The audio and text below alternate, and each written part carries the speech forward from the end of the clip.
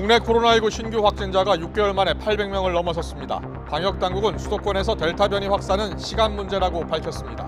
김부겸 총리는 방역의 중대 위기라며 자치단체와 협의해 언제든지 거리두기 단계를 올리겠다고 강조했습니다. 윤석열 전 검찰총장의 장모가 요양급여 22억여 원을 부정수급한 혐의로 1심에서 징역 3년을 선고받고 법정 구속됐습니다. 윤 전 총장은 법 적용 외에는 예외가 없다는 게 소신이라는 짤막한 입장을 내놨습니다. 윤 전 총장 장모가 구속되자 민주당은 사필 규정이라고 파상 공세에 나섰습니다. 국민의힘은 대법원 판단을 봐야 한다면서 입당에는 문제될 것이 없다고 일축했습니다. 민주당이 대선 예비경선 국민면접관으로 조국 흑서를 쓴 김경률 회계사를 위촉했다, 돌연 교체한 것을 놓고 내홍이 커지고 있습니다. 정세균 후보는 지도부의 공식 사과와 경선기획단 전원 사퇴를 요구하고 나섰습니다. 소비자 물가가 석 달 연속 2%대 상승세를 이어갔습니다. 달걀과 마늘 등 주요 식사재가 50% 안팎의 높은 상승률을 기록했습니다. 33조 원 규모 추경안 마련으로 향후 소비자 물가 상승 압력은 더 확대될 전망입니다. 정부 재정과 통화 정책이 엇박자를 낸다는 우려 속에 홍남기 부총리와 이주열 한국은행 총재가 긴급회동을 가졌습니다. 추경으로 돈을 풀면 금리를 올려 걷어들이겠다는 각자의 정책 입장을 재확인하는 수준에 그쳤다는 평가입니다. 39년 만에 가장 늦은 장마가 내일 시작됩니다. 내일 밤부터 모레 오전 사이엔 중부지방 곳곳에 시간당 50mm가 넘는 국지성 호우가 내릴 것으로 보입니다.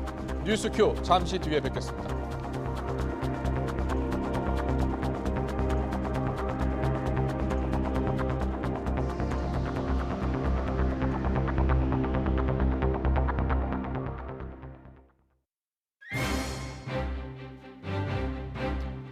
시청자 여러분 안녕하십니까? 뉴스큐 시작하겠습니다. 여야 대선주자들의 본격 출마 선언이 시작되는 가운데 야권의 유력 대선주자인 윤석열 전 총장의 장모 최모 씨가 법정 구속됐습니다.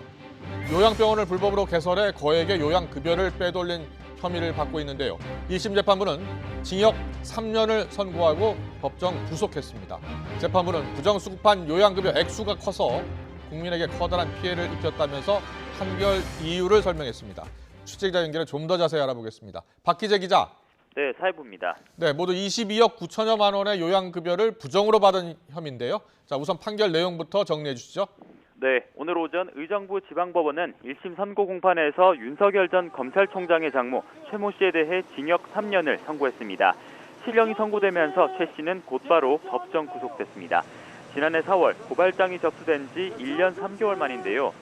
공소사실로 적시된 의료법 위반과 특경가법상 사기 혐의가 인정된 겁니다. 먼저 재판부는 의료인이 아닌데도 의료재단을 설립해 요양병원을 개설한 의료법 위반 혐의에 대해서 유죄로 판단했습니다. 또 사위를 동원해 요양병원 운영에 깊이 관여한 병원과 함께 국민건강보험공단으로부터 받아낸 요양급여 22억 9천만 원에 대해서도 부정으로 수급한 것으로 봤습니다. 그러면서 재판부는 부정수급한 요양급여 액수가 크고 그만큼 국민 전체에 커다란 피해를 입혔다며 양형 이유를 설명했습니다. 이에 대해 최 씨 측 변호인은 최 씨의 사위는 해당 병원에 근무한 기간이 2개월에 불과했을 뿐 병원을 주도적으로 경영하고 이득을 취한 건 전부 동업자라며 판례에 근거해 봤을 때도 재판부 판단은 부당하다고 반발했습니다. 이에 오늘 중으로 항소하겠다고 밝혔습니다. 앞서 경찰은 지난 2015년 이 사건을 처음 수사할 때 최 씨가 이사장직에서 물러나면서 병원 운영에 관한 책임 면제각서를 받았다는 이유로 함께 의료재단을 설립한 동업자 3명만 검찰에 송치했고 이들은 결국 유죄가 확정됐습니다. 이후 지난해 4월 최강욱 열린민주당 대표 등이 최 씨를 의료법 위반 혐의로 다시 고발했고 검찰은 책임 면제각서가 최 씨의 범죄 성립에 영향이 없다고 보고 재판에 넘겼습니다. 이번 선고 공판은 윤석열 전 검찰총장이 대선 후보에 출마하겠다고 발표한 이후로 장모에 대해 내려진 첫 선고인 만큼 많은 주목을 받았는데요. 이 때문에 현장에선 수많은 취재진을 비롯해 유튜버들이 몰리면서 큰 고성이 이어지기도 했습니다. 지금까지 사회부에서 전해드렸습니다. 윤석열 전 총장은 장모의 1심 선고 결과에 대해 법 적용에는 누구나 예외가 없다는 공식 입장을 밝혔습니다. 처가 의혹에 어느 정도 거리를 두면서 자신의 대권 행보와는 분리하겠다는 의도로 보이는데요. 민주당은 사위의 검찰총장이라는 외피가 벗겨지자 법적 정의가 밝혀졌다면서 공세에 나섰습니다. 취재기자 연결합니다. 송재인 기자. 네, 국회입니다. 윤 전 총장으로선 부담이 가중된 상황입니다. 일단 공식적으로는 짧은 입장만 낸 거죠? 네, 그렇습니다. 단 한 문장뿐이었습니다. 그간 누누이 강조해왔듯이 법 적용에는 누구나 예외가 없다는 게 자신의 소신이라고 밝혔습니다. 윤 전 총장은 어제부터 이틀째 공개 일정 없이 언론과의 접촉을 최소화하면서 대응 방안을 고심하던 분위기였습니다. 특히 오늘 오전엔 캠프 차원에서 장모와 관련한 공식 입장은 낼 계획이 없다고 미리 못 박아뒀습니다. 하지만 장모의 실형 선고로 우려하던 처가 리스크가 가시화한 만큼 짧게나마 원론적인 입장을 낸 것으로 보입니다. 윤 전 총장은 앞서서도 장모 관련 여러 의혹에 대해 개인사라며 거리를 두는 입장이었는데 이번에도 마찬가지였습니다. 하지만 부인의 직접 해명으로 여러 의혹이 더욱 집중받던 상황에서 장모의 실형까지 나오면서 윤 전 총장으로선 공정과 정의 이미지가 흔들릴까 우려할 수밖에 없어 보입니다. 민주당은 최 씨가 검찰총장을 사위로 뒀을 땐 어떻게 사법적인 판단을 피해갈 수 있었는지 이제 그 의혹을 밝힐 차례라고 압박했습니다. 직접 들어보겠습니다. 검찰총장 사위라는 외피가 사라지자 제대로 된 기소가 되고 법적 정의가 밝혀진 것 같습니다. 윤석열 후보의 책임 있는 언급이 필요하다 이렇게 생각합니다. 윤 전 총장 영입을 계획하던 국민의힘은 당혹스러워하면서도 윤 전 총장과 비슷한 결의 입장을 내놨습니다. 이준석 대표는 친정 문제로 정치인의 활동을 제약하는 건 과거 민주당에서도 거부했던 개념이라며 장모의 이번 판결은 윤 전 총장 입당 자격과는 무관하다고 말했습니다. 다만 일부 의원들을 중심으로는 이번 판결의 정치적인 의도를 의심하는 분위기도 읽힙니다. 네, 이런 가운데 민주당 유력 대선 주자죠. 이재명 지사가 공식 기자 간담회를 열었는데요. 자, 어제 이어서 사생활 논란과 관련해 정면 돌파하는 모습을 보였다고요? 네, 그렇습니다. 이재명 지사는 오늘 기자간담회에서 자신의 대표 정책인 기본소득과 부동산을 비롯한 정책 중심의 비전을 주로 밝혔습니다. 다만 말씀하신 대로 약점 가운데 하나인 사생활 논란에 대해 오늘도 정면으로 돌파하려는 모습도 보였습니다. 배우 김부선 씨와 관련한 의혹에 대해 여유로운 태도로 맞받아쳤는데 들어보겠습니다. 자, 그분 얘기는 이 정도 하면 됐습니다. 얼마나 더 증명을 해야 되겠어요? 그 정도로 해주시고요. 판단은 우리 국민들께서 해주시면 될 것 같습니다. 또 각종 현안에 대해서도 특유의 선명성을 내세우는 답변을 냈는데 눈에 띄는 건 역시 조국 전 장관 관련 발언이었습니다. 조 전 장관 가족 재판과 관련해 1차적으로 검찰의 과잉 수사를 지적하면서도 만약 유죄가 확정되면 책임져야 한다고 말했습니다. 이 지사는 출마 선언 뒤 행보 역시 적극적으로 넓히고 있습니다. 어제 고향인 경북 지역을 찾은 데 이어 오늘은 민주당의 텃밭인 호남 지역을 찾습니다. 네, 그런데요, 정작 민주당 예비 경선은 위기를 맞고 있습니다. 그 핵심은 조국 전 장관 관련 갈등이라고요. 네, 예비 경선이 막을 올린 지 불과 이틀 만에 경선을 총괄하는 대선기획단 총사퇴 요구가 제기됐습니다. 대선 경선기획단이 예비 경선 압박 면접관으로 조국 흑서의 공동저자 김경률 회계사를 섭외했다고 발표한 게 시작이었습니다. 대선 주자들의 반발에 2시간 만에 섭외를 철회하긴 했지만 후폭풍은 거세졌습니다. 이재명 지사를 제외한 다른 대선 주자들이 공개적으로 대선기획단 책임론을 제기한 건데 정세균 전 총리는 전원 교체까지 촉구했습니다. 여기에 일부 지도부도 가세했습니다. 김영배 최고위원은 YTN과의 통화에서 강훈식 기획단장이 일종의 인사 실패를 책임져야 한다며 지도부에 건의하겠다고 말했습니다. 당 지도부는 대선기획단 교체 대신 반성의 기회로 삼자는 쪽으로 정리하려는 분위기지만 경선 국면에서 이른바 조국의 강이 또 한 번 소환된 데다 대선 주자 사이 반 이재명 구도까지 겹치면서 경선이 시작부터 고비를 맞았다는 평가가 나옵니다. 지금까지 국회에서 YTN 송재인입니다. 초선인 국민의힘 윤희숙 의원이 편 가르기만 하는 위선자들을 몰아내고 민주주의를 회복하겠다면서 대선 출마를 공식 선언했습니다.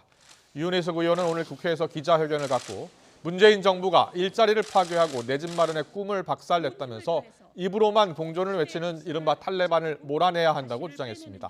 그러면서 대선을 통해 진보의 탈을 쓰고 기득권 노조의 편 만드는 수구 세력의 책임을 묻고 투자하고 싶고 혁신하기 좋은 그런 경제를 만들겠다고 강조했습니다. 앞서 전해드렸습니다만 더불어민주당 국민 면접관 논란을 둘러싸고 경선 시작부터 지금 불협화음이 커지고 있습니다. 주요 주자들의 발언들 정리했습니다. 잇따라 듣고 오겠습니다.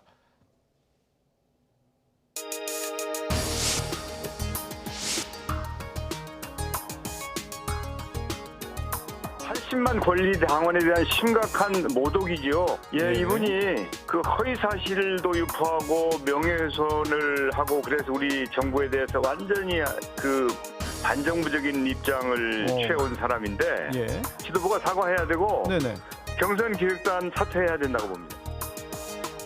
그분의 잘못된 주장으로 우리 사회도 민주당도 상처를 받았고 갈등이 더 증폭됐습니다.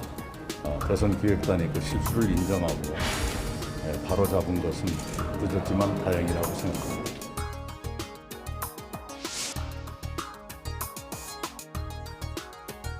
혼나야 되니까 또 후보가 대통령 후보가 혼내키시면 혼나고 또 저희가 또 다시 꼼꼼히 살펴서 주변에 잘못된 것을 없는지 살펴보는 계기로 삼겠습니다. 그런 쓴소리 듣는 것들은 계속 진행해야 되겠다 생각하고 있습니다. 네, 막 닻을 올린 민주당 대선 경선. 그런데 지금 예상치 못한 곳에서 암초를 만났죠. 독한 면접을 하겠다면서 면접관에 조국 흑서를 쓴 김경률 회계사를 내정했다가 돌연 취소하는 일이 벌어진 겁니다.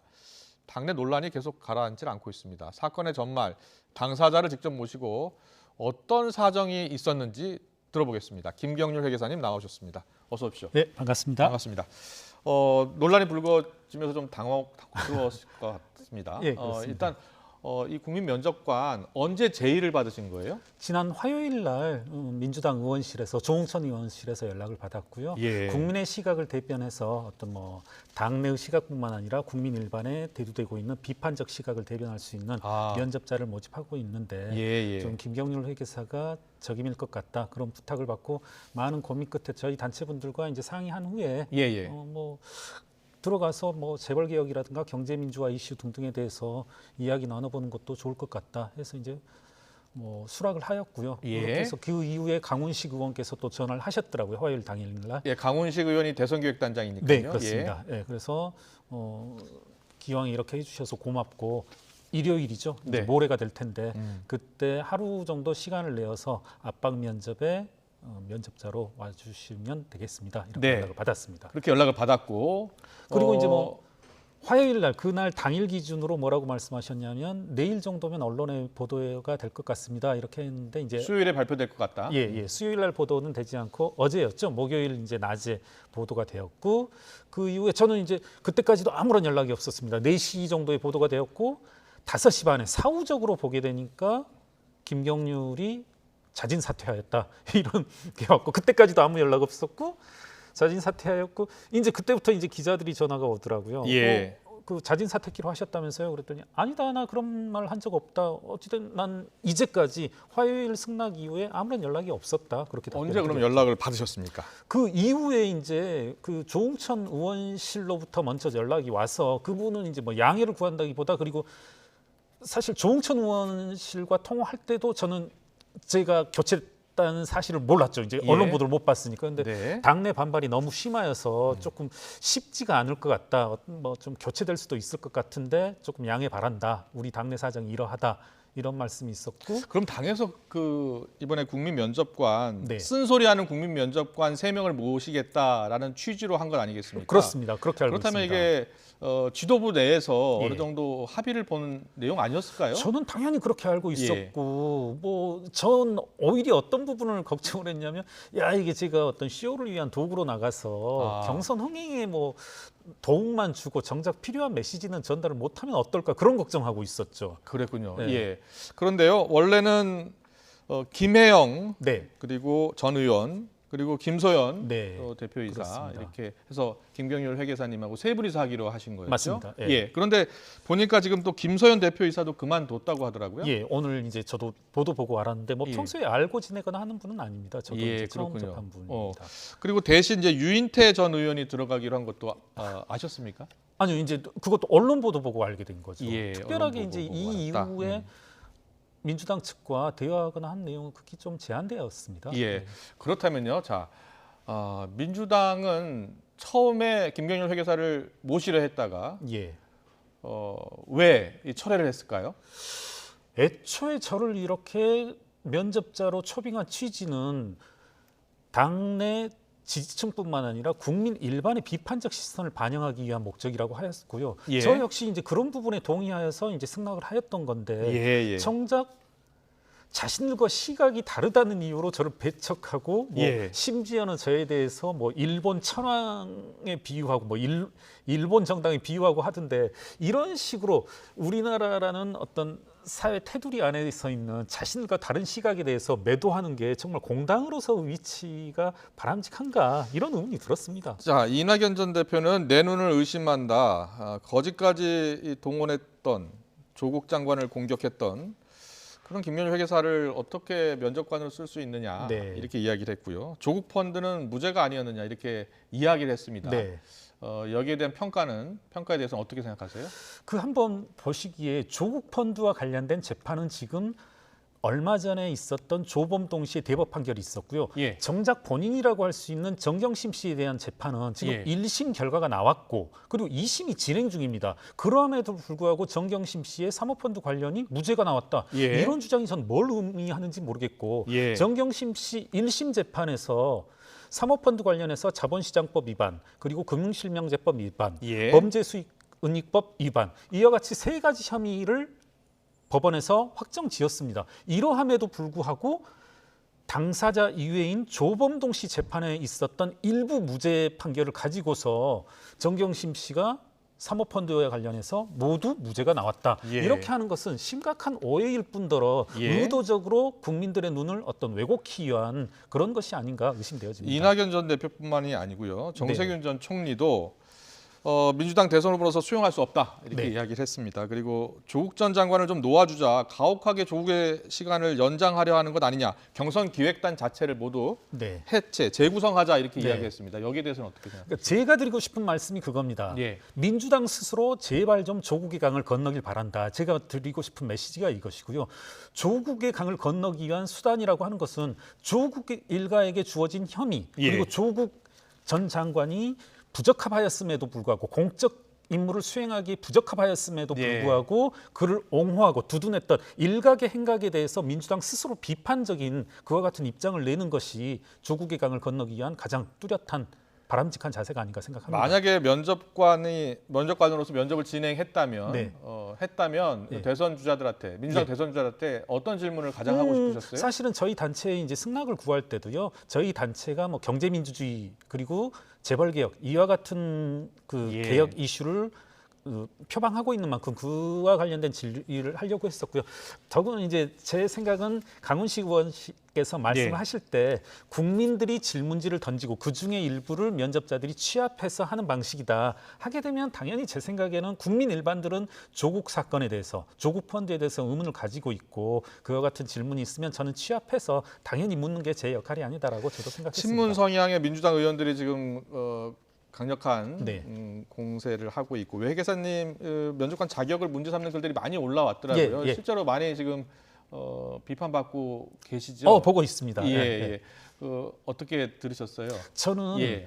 이 민주당 의원분들이 저의 면접관 자격을 문제 삼고 비판하고 있는데 가장 먼저 민주당이 고민해야 될 것은 과연 민주당이 공당으로서의 자격이 있는지, 저의 면접관 자격이 아니라 민주당이 공당으로서의 자격이 있는지 자문하고 대답을 내놔야 될 때가 아닌가.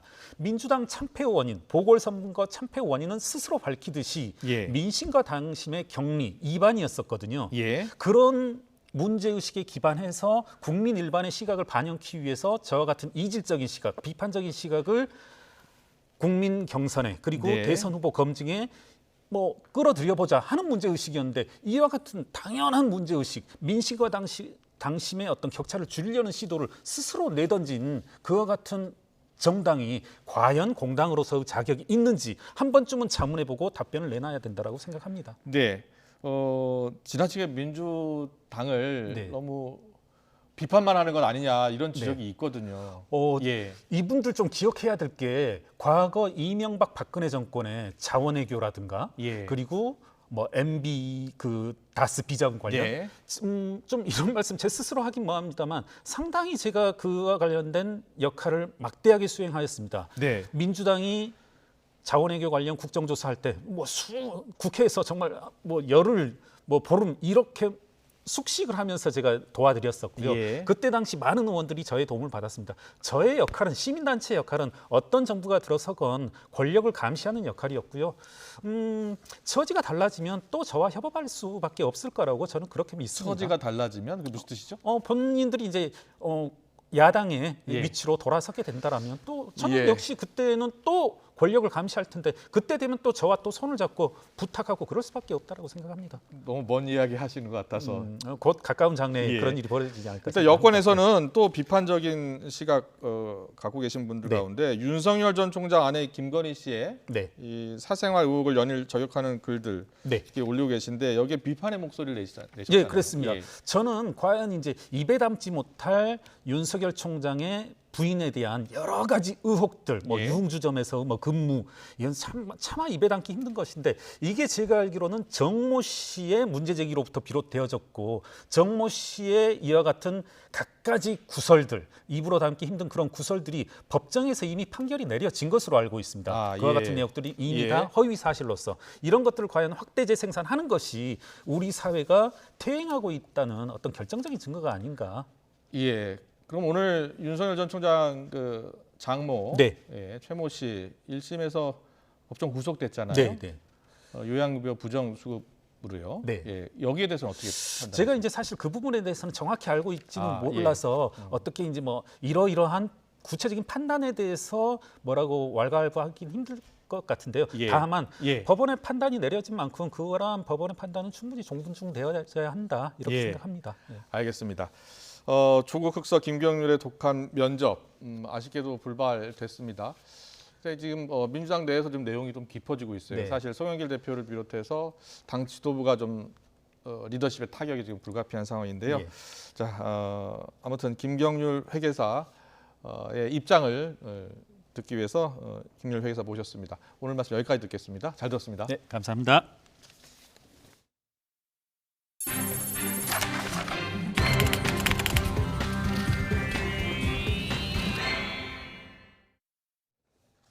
부장검사와 경찰 총경을 비롯해서 전현직 언론인에게 금품을 줬다고 진술한 수산업자, 로비 의혹의 파장이 커지고 있습니다. 이 수산업자는 성공한 사업가로 신분을 세탁하고 이들에게 로비를 벌였는데 김무성 전 새누리당 대표와도 친분이 있었던 것으로 전해졌습니다. 최재민 기자의 보도입니다. 생활운동단체인 3대3 농구협회의 지난해 5월 행사장입니다. 이날 수산업자 김모 씨가 이 단체의 회장에 취임했습니다. 3대3 농구가 발전하는 데 있어서 제가 작은 마중물이 되도록 열심히 노력하겠습니다. 종합편성채널 앵커는 행사에 참석해 축하 발언도 했고 여야 정치인은 축하 메시지도 보냈습니다. 김 회장 취임 이전과 김 회장 취임 이후로 나뉠 거라고 감히 단언 말씀드립니다. 엄앵커를 비롯해 이동훈 전 조선일보 논설위원은 김 씨에게서 금품을 받은 혐의로 경찰에 입건된 상태입니다. 이동훈 전 논설위원은 김무성 전 새누리당 대표에게서 김 씨를 소개받은 것으로 전해졌습니다. 김 씨는 언론인 출신 정치인 송모 씨를 통해 김 전 대표를 알게 된 것으로 알려졌습니다. 공직선거법 위반 혐의로 징역형을 선고받은 송 씨는 사기죄로 복역 중이던 김 씨를 2017년 교도소에서 알게 됐습니다. 변변한 직업도 없던 김 씨는 2017년 출소 뒤 인터넷신문윤리위원회 상임위원, 인터넷 언론 부회장 등으로 신분 세탁을 한 뒤 오징어 판매 사업을 명목으로 7명에게서 116억 원을 가로챈 혐의로 구속 상태로 재판에 넘겨졌습니다. 피해자 가운데는 김무성 전 대표의 형과 송 씨도 포함되어 있습니다. 지금까지 김 씨에게서 금품을 받은 혐의로 경찰에 입건된 사람은 엄앵커와 이동훈 전 논설위원, 현직 부장검사와 경찰서장 등 4명입니다. 현직 부장검사는 김 씨에게 고가의 시계와 수천만 원을 받은 뒤 고맙다는 취지의 문자도 남긴 것으로 알려졌는데 이를 근거로 검사 사무실에 대한 경찰의 압수수색이 이루어지기도 했습니다. 경찰청은 어제 포항 남부경찰서장을 대기 발령했습니다. 경찰은 김 씨가 유력한 인사들에게 성접대를 했다는 진술도 확보한 것으로 알려져 파문이 확산하고 있습니다. YTN 최재민입니다. 박범계 법무부 장관은 이 수산업자에게서 금품을 받은 혐의로 수사받고 있는 현재 검사 사건을 예의주시하고 있다고 말했습니다. 박 장관은 오늘 출근길에 청탁금지법 위반 혐의로 입건된 A 검사의 징계 여부를 기자들이 묻자 경찰이 수사하고 있다면서 이같이 답했습니다. 박 장관은 또 한명숙 전 총리 재판 위증 사건 무혐의 처분 뒤에 법무부와 대검찰청이 진행 중인 합동 감찰 결과를 이달 중 발표할 것이라고 말했습니다.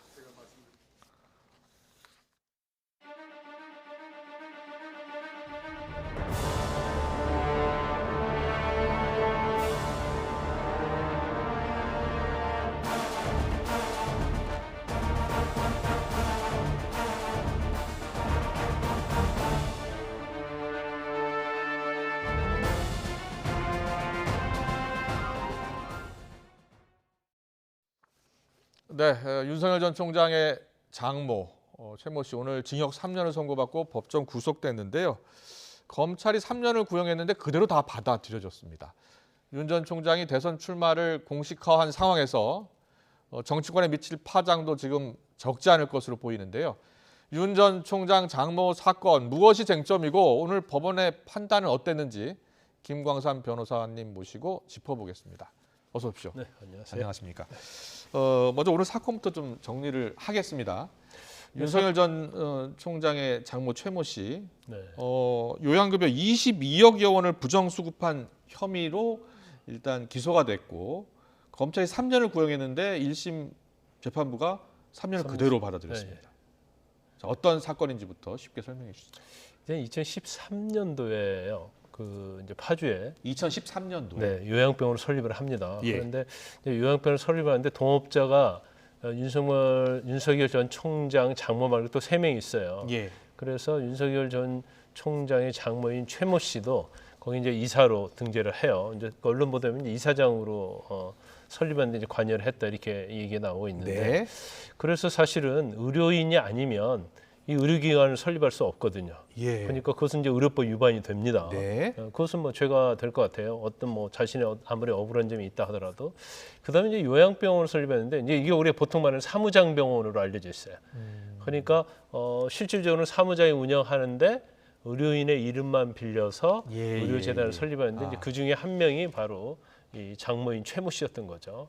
그래서 2013년도 5월부터 2015년도 5월 예. 이 2년 동안 이제 요양병원을 설립했으니까 요양급여를 받아야 할 거 아니에요. 예. 그래서 정부로부터 22억 9천만 원 상당의 요양급여를 받은 거죠. 네. 그러니까 의료기관 자체의 어떤 설립 자체도 불법이고 그럼 자격이 없는데 그 요양급여를 받았기 때문에 이 22억 9천만 원 상당은 이제 사기다. 그래서 의료법 위반하고 금액이 굉장히 크잖아요. 예. 그러니까 일반 사기가 아니고 이제 특정경제범죄 가중처벌이라는 죄명으로 기소가 된 거죠. 네. 그래서 지난 이제 5월 31일 날 검찰에서 징역 3년을 구형했는데 일반적으로 구형을 하면 이제 형량이 선고형이 보통 반절 또는 3분의 2 정도 나오는데 검찰이 구형한 징역 3년이 그대로 선고가 되면서 이제 법정 구속이 된 사건입니다. 예, 재판부가 그대로 3년을 선고한 이유가 있을 거 아닙니까? 이유는 그런 것 같아요. 일단 뭐 적극적으로 관여를 했다는 거고요. 적극적으로 관여를 해서 병원을 만들었다. 예. 그다음에 두 번째는 이제 일반적으로 요양급여를 이제 편취한 그런 범죄에 있어서는 그 편취한 금액을 환원을 시키거든요. 예. 근데 이제 전혀 환원이 안 됐다. 이제 그런 취지로 이제 죄질이 불량하다. 이제 이런 생각을 재판부 했던 것 같아요. 예, 예. 그런데 일단 뭐 윤석열 전 총장의 장모 변호인은 이제 그런 주장을 한 거죠. 이게 자기가 적극적으로 요양병원 설립에 관여한 게 아니고 네. 돈을 받을 목적으로 관여를 했다는 거죠. 네. 그래서 어떻게 보면 이제 소극적으로 발만 담근 것이고, 그 다음에 중간에 지금 2년 동안 요양급여를 편취했다고 하는데 그 중간이 2014년도에 거기서 발을 뺐다는 거예요. 2013년부터 2015년까지 22억여 원의 요양급여를 받았는데 2014년에 발을 뺐다. 그렇죠. 그래서 예. 책임면제각서라는 걸 작성을 했어요. 그러니까 예. 아마 본인도 이게 불법적인 요소가 생각했던 것 같습니다. 그래서 나는 여기서 빠지니까 이에 대해서는 나는 책임을 면제하는 그러한 걸 동업자들로 각서를 체결한 거죠. 그래서 나는 관여한 바가 없다, 이제 그런 주장을 그럼 했던 것 같이 같은데. 병원을 설립했던 공범들 있지 않습니까? 네네네. 그 공범들은 어떻게 처벌받았습니까? 공범은 3명인데요. 예. 한 명은 징역 4년 받고요. 예. 나머지는 집행유예를 받았어요. 근데 언제요? 그게 아마 2015년도, 4년도, 5년도 될 겁니다. 예, 예. 근데 그 당시 그러면 왜 윤석열 전 총리의 장모는 그 당시에 왜 기소가 되지 않았냐, 입건이 되지 않았냐? 그러니까요. 이제 그걸 굉장히 궁금할 수가 예. 있고, 이건 윤석열 전 총장이 관여한 게 아니냐, 이제 그런 생각할 수가 있겠죠. 네, 네. 그런데 그 당시 파주 경찰서에서 수사를 했는데 예. 이제 책임 면제각서도 있고, 그 다음에 장모 최모 씨가 나는 관여한 바가 없다고 해서 아예 경찰에서 입건을 안 했어요.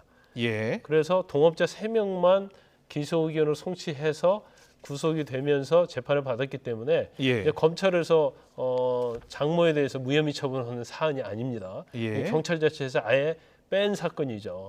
그래서 이제 윤석열 전 총장이 관여했느냐 이 부분에 대해서는 뭐 관여했다고 볼 수 있기 어려운 그런 측면이 있습니다. 예.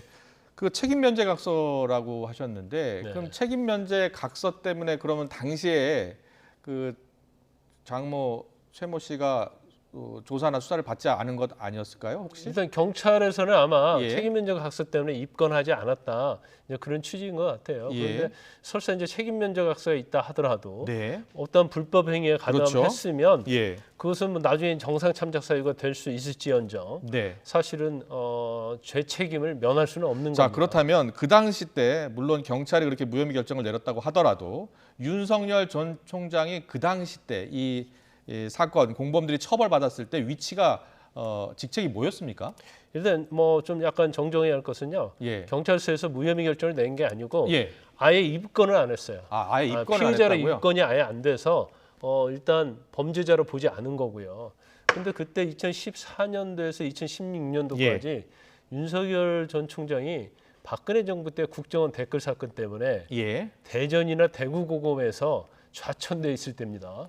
고검 검사로서. 예. 그래서 사실 뭐 그 사건에 과연 관여할 수 있다고 보기 어려운 측면이 있는 거죠. 예. 물론 뭐 장모가 내 사유가 검사다 그렇게 과신을 할 수는 있었겠죠. 그렇지만 이제 고검 검사고 예. 사실은 굉장히 좌천성 인사 때문에 검찰 내에서 힘을 쓸 수 있는 그런 위치는 아니었던 거죠. 그러면 윤석열 전 총장의 개입 여부를 추가로 확인도 할 가능성이 있겠는데요? 아니 근데 이건 예. 추가로 확인했자 나올 게 없을 것 같아요. 예. 왜냐하면 경찰서 자체에서 아예 뭐 피의자로 입건을 안 했고 또 범죄 혐의가 없다고 봤기 때문에 예. 이건 뭐 검찰 만약에 이 사건이 검찰로 갔는데 검찰에서 그 부분을 누락을 했다든지 아니면 범죄 혐의가 없는 걸로 결정을 내렸다고 하면 예. 윤석열 전 총장이 검사로 있을 때니까 영향을 미친 것이 아니냐 이런 공격을 받을 수는 있겠죠. 예. 그렇지만 그 뭐 개입할 여지가 거의 뭐 전혀 없지 않았나 싶습니다. 알겠습니다. 그런데 지금 윤석열 전 총장이 지금 대권 출마 선언한 지 사흘밖에 안 됐잖아요. 네. 그런데 이제 내년 대선 전까지 이제 2심도 있을 거고 대법원 판결도 있을 거고 계속 이게 이슈화 될 수밖에 없지 않겠습니까?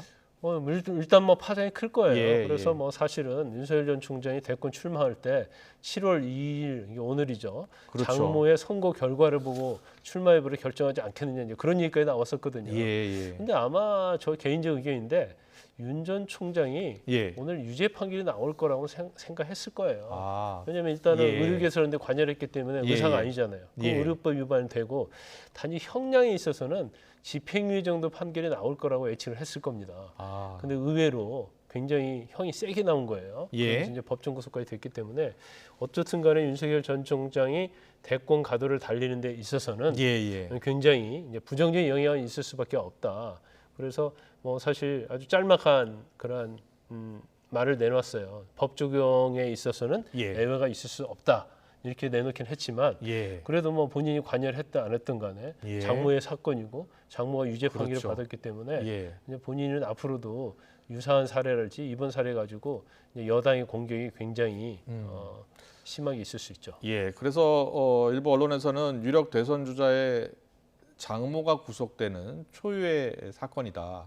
이렇게 또 해석을 하고 앞으로 대선 정국에 큰 영향을 미칠 것으로 보인다라고 분석을 하고 있습니다. 과연 얼마나 영향을 미칠지는 좀 더 봐야 되겠고요. 그런데 지금 이 장모 씨가 이번 사건 말고도요.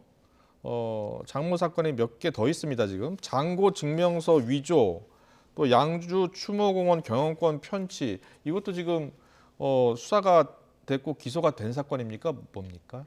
이제 허위정보 증명서는 그게 이제 기소가 됐는지 확인을 해봐야 하는데요. 지금 아마 재판 중에 있는 걸로 알려져 있어요. 그런데 제가 보면 이제 다른 건 별 그렇게 뭐 큰 문제될 게 없다고 보는데 가장 문제되는 것이 이제 허위장고 증명서하고 도이치모터스 주가 조작 사건이 이건 상당히 좀 문제가 될 여지도 좀 있다고 봅니다. 장고 증명서와 관련된 것은 본인이 사기로 고소했던 사람의 법정에 나가서 장고 증명과 허위를 한 거 맞다. 그리고 본인이 인정을 했군요. 그렇죠. 이건 뭐 처벌받는다는 것도 알고 있다. 이런 취지로 증언했다는 내용이 지금 언론에 보도가 되고 있기 때문에 그 사실이 본인이 얘기한 게 사실이고 그렇다고 한다면 저 장고증명서와 관련해서는 기소가 될 가능성이 크고 기소가 됐고 그다음에 유죄 판결을 받을 가능성도 상당히 있다. 재판이 진행 중입니다. 지금 불구속 기소가 됐고요. 불구속 기소됐고요. 그다음에 양주 추모공원 경영권 편취는 지금 경찰이 불기소 의견 송치했는데 검찰이 재수사를 요청하나 봐요? 네네. 경찰에서 이제 불기소 의견을 송치됐기 때문에 좀 오래전 얘기인 것 같아요. 그러니까 검경 수사권 조정이라서 사실은 경찰에서 불송치 결정하면 이제 이의 신청하면 검찰은 이제 보완 수사하는 형식으로 하는데 아마 경찰에서 불기소 의견 송치했는데 검찰에서는 좀 더 자세히 들여보겠다 하는 것 같고요. 또 하나 지금 수사 중인 것 중에 하나가 도이치모터스 주가 조작 사건이거든요. 거기에는 부인인 김건희 씨와도 좀 관련이 돼 있는 거 아닙니까? 그런데 김건희 씨와도 뭐 관련이 있다 이렇게 나오는데 김건희 씨의 역할에 대해서는 사실 자세히 나온 내용이 거의 없어요. 단지 도이치모터스가 도이치 파이낸셜이라는 금융회사를 만들었는데 그 회사의 어떤 주주로서 참여를 하고 그다음에 도이치모터스가 김건희 씨가 운영하는 코바나 컨텐츠에 협찬을 했다. 그러면 결국 도이치모터스의 주가 조작과 관련이 있는 게 아니냐. 이제 이런 내용이기 때문에 김건희 씨와 어떤 관련성은 대부분 이제 추론적인 거고요. 단지 장모와 관련된 부분은 지금 도이치모터스 주가 조작과 관련된 그 회사의 이사가 주가 조작을 관여했는데 거기에 이제 주가 조작하면 이제 IP라고 해서 그 접속을 해야 하잖아요. 그렇죠. 그때 어디서 했는지 알 수 있죠. 그렇죠. 윤 전 총장의 장모의 계좌로 거기서 IP 접속을 계속 한 게 있다. 그러면 윤 전 총장의 장모의 계좌를 관리한 게 아니냐.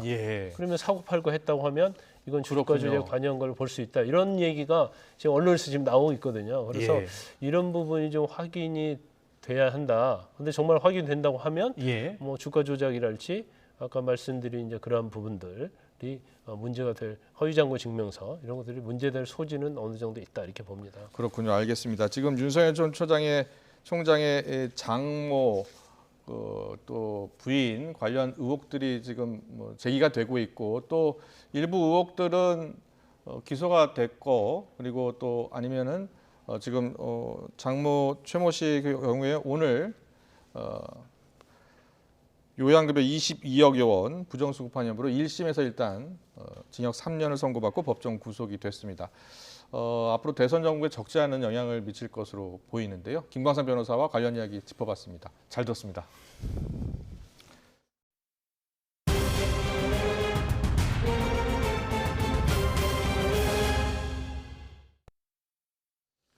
네, 코로나19 상황 좀 더 자세히 알아보겠습니다. 수도권에서 젊은 층이 이용하는 술집을 중심으로 한 집단 감염 급증하면서 비상이 걸렸습니다. 확진자 가운데 마포구 술집에서 부산 술집으로 전파된 사례까지 확인이 되면서 전국적으로 확산할 가능성도 커지고 있습니다. 취재기자 연결해 알아봅니다. 황보혜경 기자. 네, 서울 동교동 거리에 나와 있습니다. 홍대에서 집단 감염 소식 계속 들리고 있습니다. 이번에 댄스 연습실에서도 나왔다고요? 네, 그렇습니다. 지금 제가 나와 있는 이 거리 한복판에 있는 댄스 연습실에서 시작된 집단 감염으로 지금까지 22명이 확진됐습니다.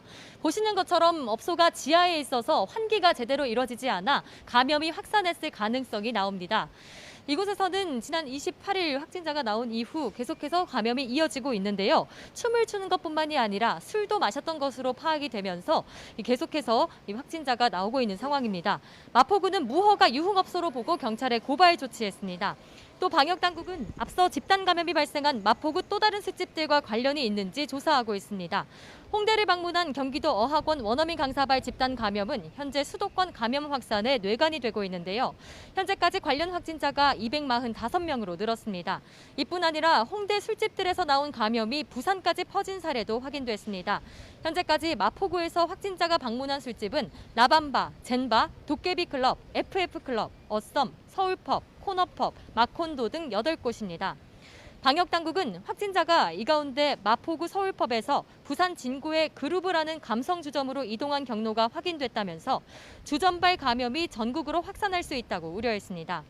방역당국은 주점에서 다닥다닥 붙어 마스크를 내리고 음식물을 먹는 데다 확진자가 여러 주점을 방문해 전파가 이뤄졌다며 앞으로 2주간 펍과 바, 클럽 등의 이용을 자제할 것을 당부했습니다. 네, 그리고 앞서 경기도 어학원발 집단 감염에서는 델타 변이 바이러스가 나오기도 했는데요. 자세한 소식 전해주시죠. 네, 현재 확산세가 거센 원어민 강사발 집단 감염에서 델타 변이 바이러스가 9명 확인됐습니다. 자, 이런 가운데 전파력이 강하기 때문에 앞으로 변이 바이러스는 더 추가될 가능성이 큰데요. 현재 서울에서만 델타 변이 확진자가 20명이 확인됐습니다.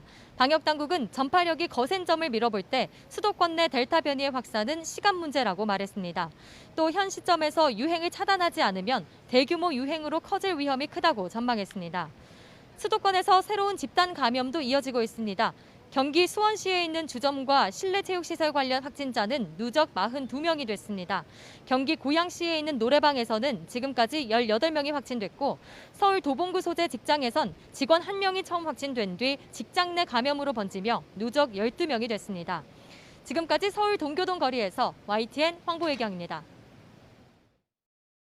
코로나19 확산세가 거센 가운데 정부는 주요 방역 지표를 근거로 상황이 더 악화될 수도 있다고 내다봤습니다. 중앙방역대책본부는 수도권을 포함해서 전국의 기초 재생산 지수는 지난 일주일 평균 1.2를 넘었고 서울과 인천, 경기를 중심으로 한 수도권에서는 1.24 수준을 보이고 있다고 밝혔습니다. 존슨앤존슨은 자사의 제약부문 자회사인 얀센의 코로나19 백신이 델타 변이를 비롯한 다양한 변이들의 강력한 예방 효과를 지닌 것으로 나타났다고 발표했습니다. 존슨앤존슨은 보도자료를 내고 얀센 백신은 코로나19에 대해 1회 접종만으로 85%의 중증 예방 효과가 있는 것으로 평가됐다면서 백신 접종자들의 면역 반응은 최소 8개월간 지속된 것으로 나타났다고 밝혔습니다. 특히 인도에서 처음 출현한 델타 변이에 대해서도 얀센 백신이 효력을 지닌 것으로 평가됐다고 밝혔습니다. 김부겸 국무총리가 지금의 코로나19 확산세를 중대 위기로 보고 방역 협조를 당부하는 대국민 담화를 발표했습니다. 특히 내일로 예정된 민주노총의 대규모 집회와 관련해 불에 기름을 붓는 격이라며 취소를 요청했습니다. 직접 들어보겠습니다. 지난 1년 반 동안 국민 모두가 고통을 감내하며 힘들게 싸워온 우리의 방역이 중대한 위기에 처해 있습니다. 수도권에서부터 코로나19의 확산세를 끊는 일이 시급합니다.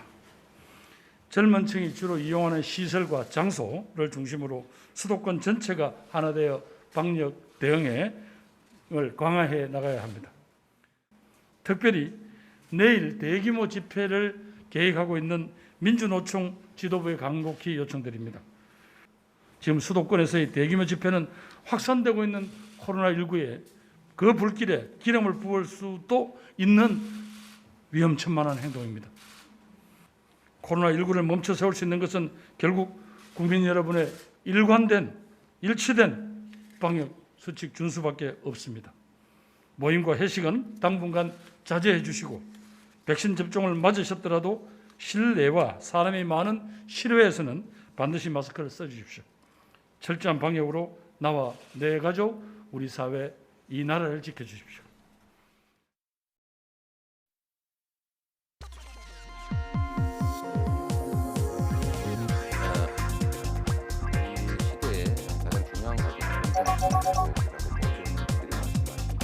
기자간담회 사회를 맡은 열린캠프의 박찬대 수석 대변인입니다. 규칙을 지켜도 손해가 없고 억울한 사람도 억울한 지옥도 없는 나라. 손을 들어주셨네요. 그러면 먼저 우리 조국 장관에 대한 수사가 과연 정도를 지켰냐? 저는 아니라고 생각합니다. 법원의 결정으로 만약 유죄가 확정이 되면 뭐 그 점에 대해서는 조국 전 장관 가족들께서도 책임을 져야 되겠죠.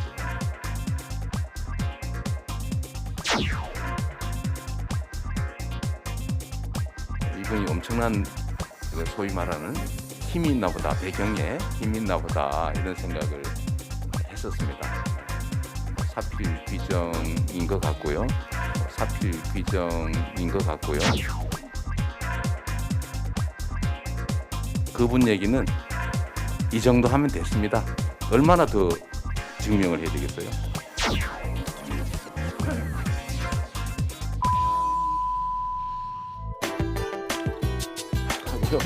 앞으로 자주 하다 보면 좀 제 말씀 드리는 것도 좀 짧아질 수 있을 거라는 생각이 듭니다.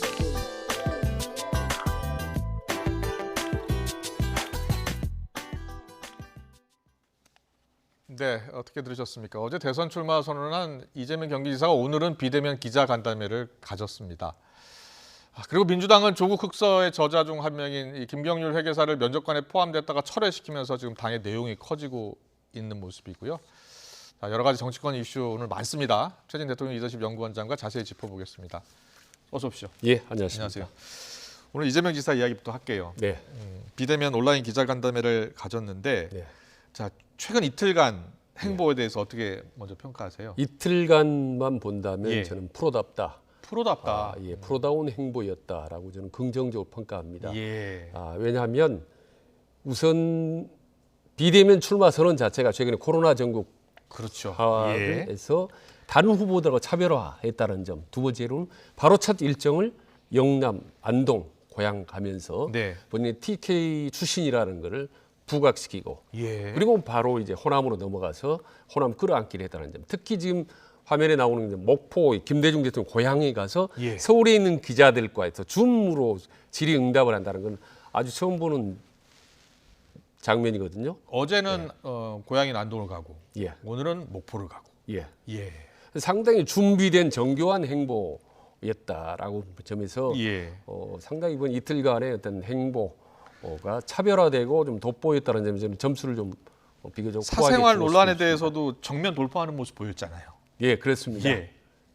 그 문제도 사실은 대선 전국에서 이슈가 될 수 있는데 먼저 치고 나온 것 아니겠습니까?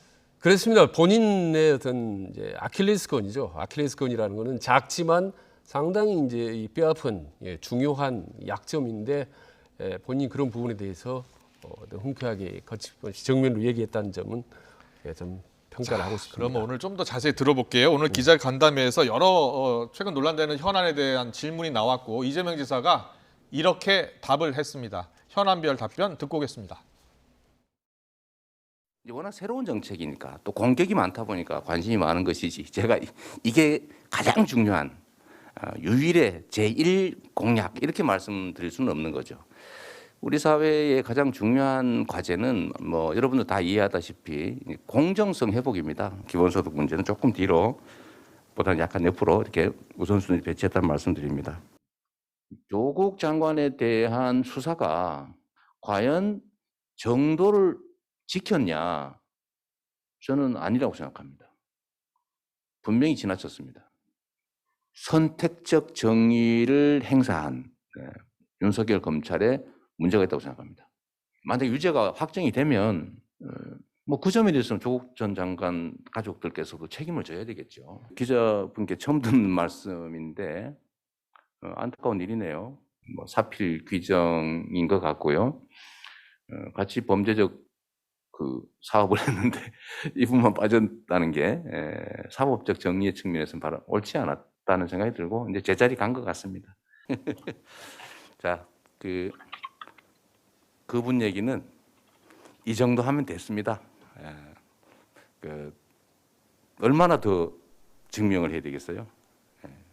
그 정도로 해주시고요. 판단은 우리 국민들께서 해주시면 될 것 같습니다.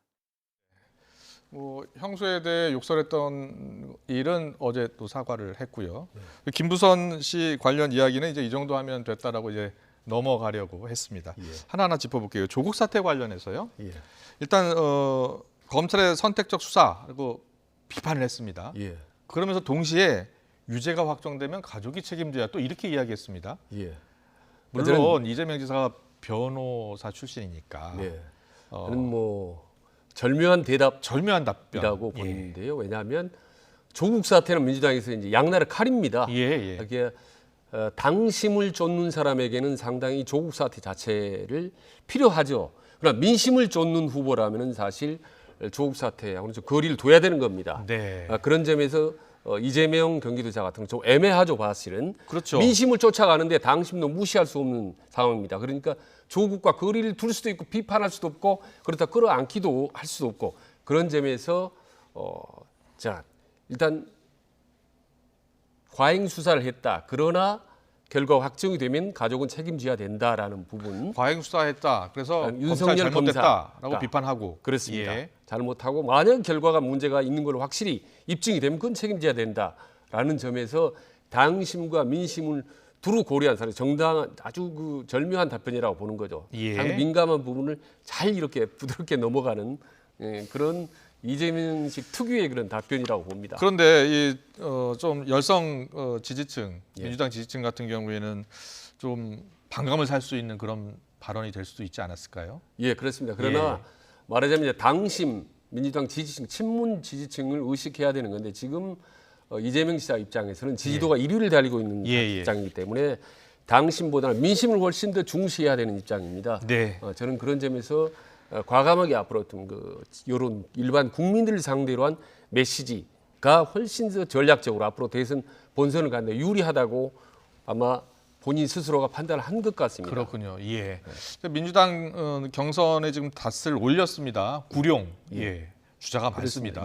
이재명 지사가 지금 워낙 지지율에서는 단독 1위 달리고 있습니다만 나머지 주자들도 지금 역전을 노리고 있잖아요. 그런데 그 민주당 당내 경선에서 앞서 국민 면접관 쓴소리하는 면접관들 3명이 이제 집중적으로 질의를 하기로 했는데 지금 이게 거의 무산될 위기에 처했잖아요. 저희 김경률 회계사 문제 들으셨죠? 합니다. 어떻게 보셨어요? 그러니까 이제 저는 뭐 한바탕 해프닝이라고 봅니다. 사실 송영길 대표라는 민주당 지도부가 어떤 조국 흑서를 어떤 저자 중에 한 명 아니겠습니까? 그리고 조국 전 장관에 대해서 아주 맹렬히 비판해왔던 인물을 면접관에서 어떻게 보면 일종의 노이즈 마케팅을 좀 기대하지 않았나 싶은 생각이 듭니다. 그러나 이낙연이나 정세균 같은 어떤 친문성에 강한 후보들 입장에서는 자존심도 상하고 조금 받아들이기 힘들겠죠.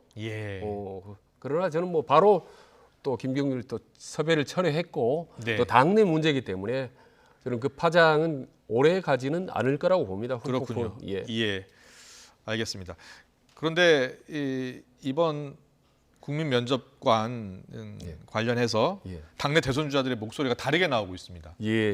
특히 이재명 지사는 조금 다른 예. 톤으로 이야기를 했는데 어떻게 예. 이야기했는지 예. 자 대선 주자들의 반응 듣고 오겠습니다. 물론 뭐 김경률 회계사님이나 또는 뭐 다른 분들이 지나치게 공격적이고 또 우리 입장에서는 동의할 수 없는 게 분명한데 결국은 우리 국민들의 눈높이에서 결과가 날 것인데 저는 언제나 국민의 눈높이에 우리가 맞춰야 된다고 생각합니다. 대선에서의 흥행이 우리 당이 지켜온 가치와 같은 저울에 오를 수는 결코 없습니다. 이재명 후보님께도 묻고 싶습니다. 김경률 회계사의 그동안의 언동이 정녕 국민의 시각이라고 여기고 계시는 겁니까? 아무리 외부의 쓴소리를 듣는 이벤트가 필요하다고 해도 이래서는 안 됩니다. 그냥 넘어갈 수 없습니다. 네. 이것은 80만 권리 당원에 대한 심각한 모독이지요. 예, 이분이 그 허위 사실도 유포하고 명예훼손을 하고 완전히 그 반정부적인 입장을 취해온 사람인데, 예. 아니 이런 분들에게 대선 후보 경선 그 이 면접을 맡긴다고 하면은 네. 이건 불쾌한 수준이 아니고 치욕이지요. 우왕좌왕하고 자기 중심을 못 잡고 있고, 그 자학을 하고 있다. 그리고 탓을 엉뚱한 데 찾고 있고, 어떤 배변 같은 논리에 그 민주당의 혼을 뺏기고 있다. 네, 상당히 공감이 됐어요. 그러나 이제 제가 뭐 말을 아끼고 있습니다. 주요 주자들의 반응 한번 정리를 해봤는데 이재명 지사는 이제 국민 눈높이를 좀 이야기했어요. 네. 다른 주자들하고 좀 거리를 두는 평가를 했고요. 다른 주자들은 대부분 이 지도부의 책임 있는 행동을 다시 한번 촉구를 했습니다. 여러 가지 계산이 된 행동 아니겠습니까? 어떻게 보셨어요? 일단 조국 사태를 바라보는 관점의 차이라고 봅니다. 예. 이재명 지사 같은 경우는 국민 눈높이 차원에서 조국 장관의 사태는 분명히 문제가 있다. 이 부분 털고 가자라는 생각인 거고 송영길 대표라든지 지도부 생각도 비슷한 것 같습니다. 차제에 김경률 같은 조국 흑서의 저자 중 한 명을 데려다가 조국 문제에 대해서 우리가 확실히 선을 긋고 가자라는 반면에 다른 사람은 어떤 형태로든 조국을 안고 가자. 왜냐하면 친문 강성 지지자도 있기 때문에 이걸 안고 가자는 거죠. 말하자면 이재명 지사는 본선을 자꾸 염두에 두는 거고 다른 후보들은 이제 경선을 염두에 두는 거죠. 그런데 저는 사견을 말씀드린다면 조국 사태는 양날의 칼인 동시에 사실은 민주당이 있어서 족쇄입니다. 사실은. 이걸 안고 가고 함께 갈수록요. 그건 당심이나 경선에 유리할 거라고 생각하지만 실질적으로는 저는 상당히 오히려 마이너스 효과가 더 많다고 보는 겁니다. 왜냐하면 그동안에 4.7 재보선 1년의 최근 들의 선거나 경선을 보면 당심보다는 민심이 주도입니다. 그러니까 민심 우세하면 당신은 따라오게 돼 있습니다. 근데 경선하려면 당심을 잡아야 되지 않느냐, 장심을 잡아야 된다, 친문 지지층을 잡아야 된다라고 생각하는 건데 그건 좀 저는 잘못됐다고 보는 거죠. 국민들, 민심, 여론을 먼저 잡아야 당심도 따라간다고 봅니다. 그러면 이번 그 국민 면접관 같은 경우에는 가능하면 쓴소리를 많이 하는 그런 면접관이 구룡 9명의 주자들한테 강력한 질문을 하고 그리고 여기에 대한 답변을 듣고 그러면 더 국민적인 관심이 높아지고 이른바 흥행 효과가 더 나지 않았을까요? 저는 그 말씀에 동의합니다. 일단 민주당의 흥행 효과는 상당히 있을수록 국민들이 와 저런 사람을 데려다가 질문을 던지나? 라고 하고 민주당을 가장 비판하는 사람을 면접관으로 쓰는 거죠. 그렇습니다. 그리고 그 사람이 김경일 만약 면접관이 됐다면 다른 후보들에게 상당히 곤혹스러운 어찌 보면 상당히 고약한 아주 힘든 질문을 할 겁니다. 그래서 흥행 효과는 있을 거라고 보는데 그러나 당사자들, 말하자면 대선 주자들 입장에서 본다면 정세균, 이낙연 이런 분들 입장에서 본다면 정말 화가 나고 기가 막히죠. 그 상황을 용납할 수가 없을 겁니다. 아마. 그렇군요. 알겠습니다. 민주당 지금 경선 시작한 지 얼마 안 됐는데 이번 일이 어떤 영향을 미칠지 좀 보겠습니다. 자, 그리고 윤석열 전 총장 장모 이야기 시작하겠습니다. 윤석열 전 총장 장모 지금 1심에서 징역 3년 선고받고 법정 구속됐습니다. 요양급여 22억여 원 너무 크다라고 재판부가 판단을 했고 그래서 검찰이 구형한 3년 그대로 선고를 한 거거든요. 자, 이게 앞으로 향후 대선에 얼마나 큰 영향을 미칠까요? 그러니까 어제 그제는 이른바 그 줄리 논쟁으로 온통 언론이 참 요란했죠. 근데 이어서 오늘은 또 장모 3년 또 선고를 받았는데 앞으로 이른바 윤석열 엑스파일이 물꼬가 이제 터졌다고 봅니다. 그렇군요. 터졌고 이 부분을 윤석열이 어떻게 이제 대처하고 또 방어해 나가느냐 하는 부분에 따라서 앞으로 대권의 판도가 저는 달라질 거라고 봅니다. 이 파고를 넣으면 윤석열은 그 이후로는 탄탄대로 열릴 거고 여기서 이제 막히면은 본인은 막 어려워지는 거죠. 오늘 윤 총장의 반응 짧게 나왔어요. 법 적용에 예외는 없다. 뭐 원론적인 답변이긴 한데 이런 짧은 입장만 딱 내놓고 일단 반응을 보고 있는 것 같습니다. 여론을 보고 있는 것 같아요. 저는 일방문 이 부분에서 제가 말씀드리고 싶은 거는 자, 그렇다면 윤석열 대선 주자의 가족을 과연 검증을 해야 될 것이냐, 공인으로 봐야 될 것이냐는 문제입니다. 저는 이게 공인으로 보고 검증을 받아야 된다고 생각을 한 겁니다. 그럼 어떻게 검증을 해야 되는 거냐? 두 가지만, 정치적인 검증과 법적인 검증이 있습니다. 법적인 검증은 미묘하고 판결하기 쉽지가 않습니다. 이거는 상당히 시간도 걸릴 겁니다. 앞으로 문제는 정치적 검증이 이미 시작됐다고 보는 겁니다. 저는 이제 여야가 치열하게 공방을 벌린 것 자체가 정치적 검증인 거죠.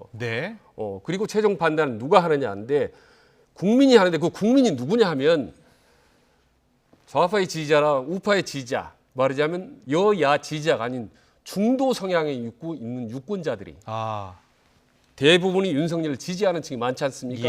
이 사람들이 보고 판단할 때 상당히 판세를 기운다고 봅니다. 그래서 저는 이 엑스파일이나 장모 문제나 부인의 문제가 사실 여부와는 떠나서 일단 공방 자체를 저는 중도층의 유권자들이 지켜보고 있다고 봅니다. 지금 보고 지금 검증을 하고 있고 판단을 하고 있습니다. 그렇군요. 그래서 2주, 3주 지나면 그때는 여론조사로 나타날 겁니다. 2, 3주 뒤쯤 여론조사로 나타날까요? 그때쯤에는 판세가 상승세, 이 정도는 문제 없다라는 건지, 이건 좀 큰일 났다라는 건지 말하자면 가닥이 잡힐 거라고 저는 봅니다. 많은 언론들이 지금 윤석열 전 총장의 위기다 이렇게 보고 있더라고요. 그렇게 동의하십니까? 저는 그걸 잘 동의 안 합니다. 아직은 위기가 아닙니까? 왜냐하면 과거 역대 대통령 선거 후보들이 엑스파일로 인해서 될 사람 되고 안 될 사람은 안 되고 대세에 결정적인 영향을 미치지는 않았습니다. 이건 엑스파일이 아니고 1심 선고가 난 건데요. 아니요, 그 떠나서 엑스파일 떠나서 플러스 이제 이런 문제가 악재가 나타난 거죠. 악재가 나타났지만 결국 판단되는 건 뭐냐면 과연 윤석열이 국정 능력이 있느냐라는 부분을 보여주는 겁니다. 위기 돌파 능력. 그렇습니다. 그리고 위기 돌파 능력과 동시에 국정 능력, 대한민국 국정 경제를 나라를 어떻게 살려 나갈 건지 이 부분이 명확하게 보여주면 국민들 저 정도 악재 정도는 넘어갈 수 있다라고 보는 거고요. 그런 능력을 보여주지 못한다면 사실 여부를 떠나서 저런 악재로 안 되겠다라고 국민들은 지지를 거둬들이는 거죠. 그러니까 빨리 국민들에게 본인의 어떤 역량, 국가 지도자다운 역량, 이걸 주의 인맥, 비전, 이걸 청사진을 보여줘야 되는 거죠.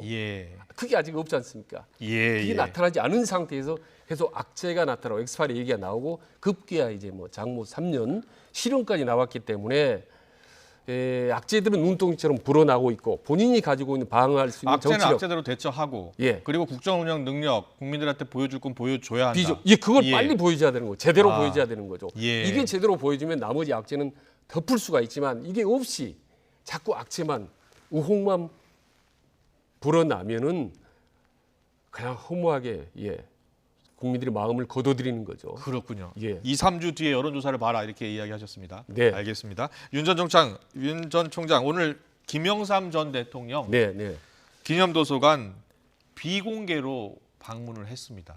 오늘 일정이 나오긴 나왔는데 장모 재판도 있고 그래서 그런지 비공개로 일단 갔습니다. 방명록에 뭐라고 썼는지 봤더니 국민만 바라보고 걸어가겠다. 예. 이렇게 썼습니다. 예.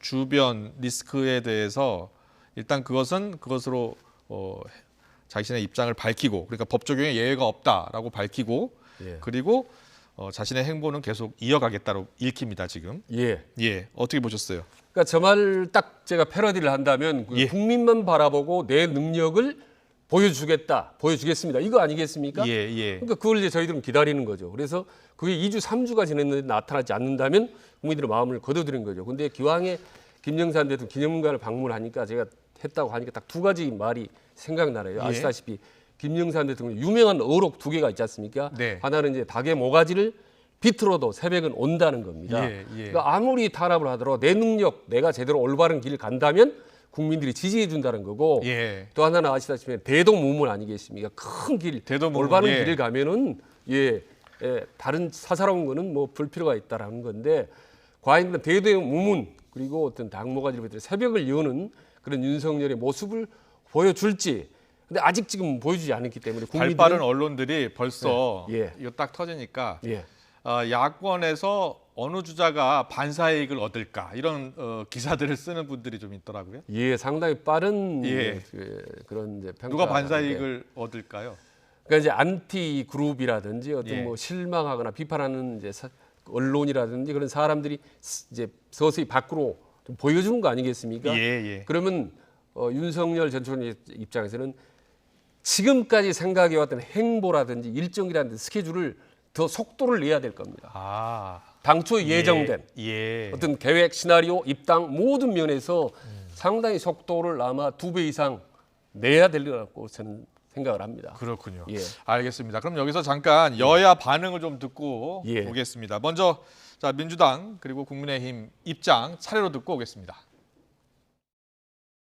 자신의 부인과 또 장모와의 관계이기 때문에 사실상 경제 공동체 논리가 적용될 수도 있는데, 그런 입장에서 더구나 대통령이 되시고자 한 분이기 때문에 윤석열 후보의 책임 있는 언급이 필요하다 이렇게 생각을 합니다. 사법부의 1심 판단이기 때문에요. 그건 당연히 존중해야 되겠고요. 대한민국은 어쨌든 연좌를 하지 않는 나라이기 때문에 그런 부분에 대한 것들은 국민들이 판단할 것이다 이렇게 봅니다. 해당 자격 요건에는 전혀 문제가 없다 이렇게 판단하고 있고요. 네, 송영길 대표는 윤석열 후보의 책임 있는 언급이 필요하다 이렇게 이야기를 했습니다. 이준석 대표는 아직 1심이다 이런 이야기고요. 자, 어떻게 들으셨어요? 예.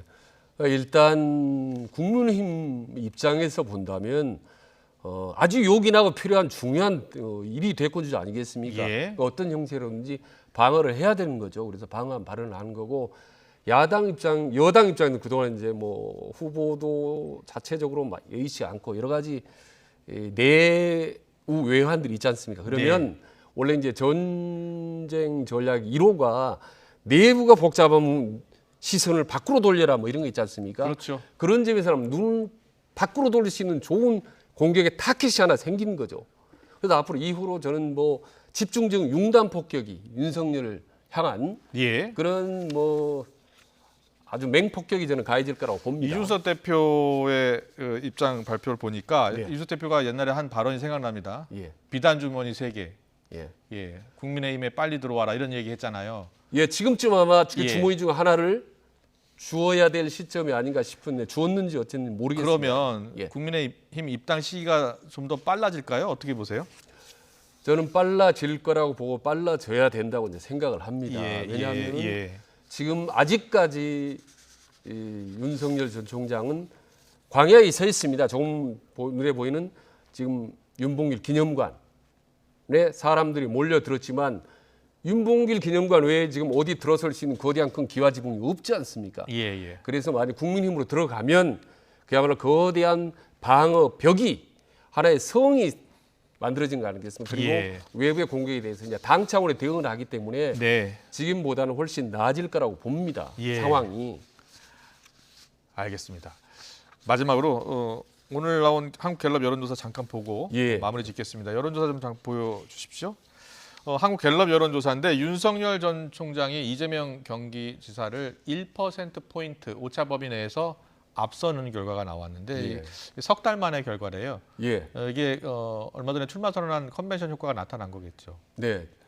지금 이게 좀 갤럽 조사 아니겠습니까? 갤럽 조사입니다. 근데 갤럽만 본다면 지난달에 비해서 이제 윤석열이 전 총장이 4%가 올랐기 때문에 네. 지금 상승세고 이재명은 지금 현재 지난주와 같습니다. 그러니까 네. 그대로 유지하는 거죠. 예, 예. 그래서 갤럽만 본다면 윤석열이 상승세인데 다른 리얼메타라든가 다른 여론조사를 어땠습니까? 보면 엎치락뒤치락 합니다. 그렇군요. 예. 심지어 상당히 어떤 데는 한 5% 이상 차이 나기 때문에 편차가 10% 이상 나기 때문에 어느 여론조사 기관이 옳은 건지 판단이 어렵습니다. 네. 그 정도로 아직 민심이 확실히 어느 쪽으로 정해지지 않았다라고 봅니다. 특히 지금 저 여론조사에서 아주 주의 깊게 봐야 될 거예요. 예. 지금 도표상에는 나오지 않습니다만 모르겠다, 모른다, 무응답 합쳐서 32%입니다. 아, 그렇군요. 그러니까 처음으로 제가 생각하는 중도층이 예. 1위로 압도적인 1위로 올라선 겁니다. 예. 그래서 제가 여러 번 이 자리에 말씀드렸다시피 대선판이 아직 제대로 정착을 하지 않았다. 그 32%에 해당하는 중도층이 어디로 가느냐에 따라서 그렇습니다. 예. 나머지 후보는 지금 1%, 2%, 3%지 않습니까? 예. 그러니까 압도적인 1위를 차지하고는 제가 보는 중도층이 32%가 되기 때문에 이 후보들이 지금 윤석열을 검증하고 있고 이재명을 검증하고 있고 여러 사람을 지금 보고 있는 겁니다. 그렇군요. 이게 이제 점점 속도가 빠르게 가닥이 잡히고 정리가 될 거라고 봅니다. 그래서 여러 번 말씀드렸다시피 항상 아직 대선판이 시작도 안 했다라고 네. 이제 막 시작해서 요동을 치고 있는 상태라고 보는 겁니다. 예, 그러니까 조금 2, 3주 지나면 이제는 서서히 정리가 되고 가닥이 잡힐 거라고 다음 주부터 봅니다. 나타나기 시작하는 거 아니고요. 네? 다음 주부터 당장 최근에 일련의 사건들이 지지율에 반영되는 게 아니고 미세 이제 반영이 된다고 반영되기 봅니다. 시작하면서 반영이 시작되기 시작한다고 봅니다. 이제. 알겠습니다. 2, 3주 뒤면 과연 여론이 어떻게 반응하는지 이제 정확히 알 수 가닥이 있다. 제대로 잡힐 거라고 이제 봅니다. 알겠습니다. 예. 오늘 정치권 이슈 다양하게 짚어봤습니다. 최진 대통령 리더십 연구원장과 함께했습니다. 잘 들었습니다. 예, 고맙습니다.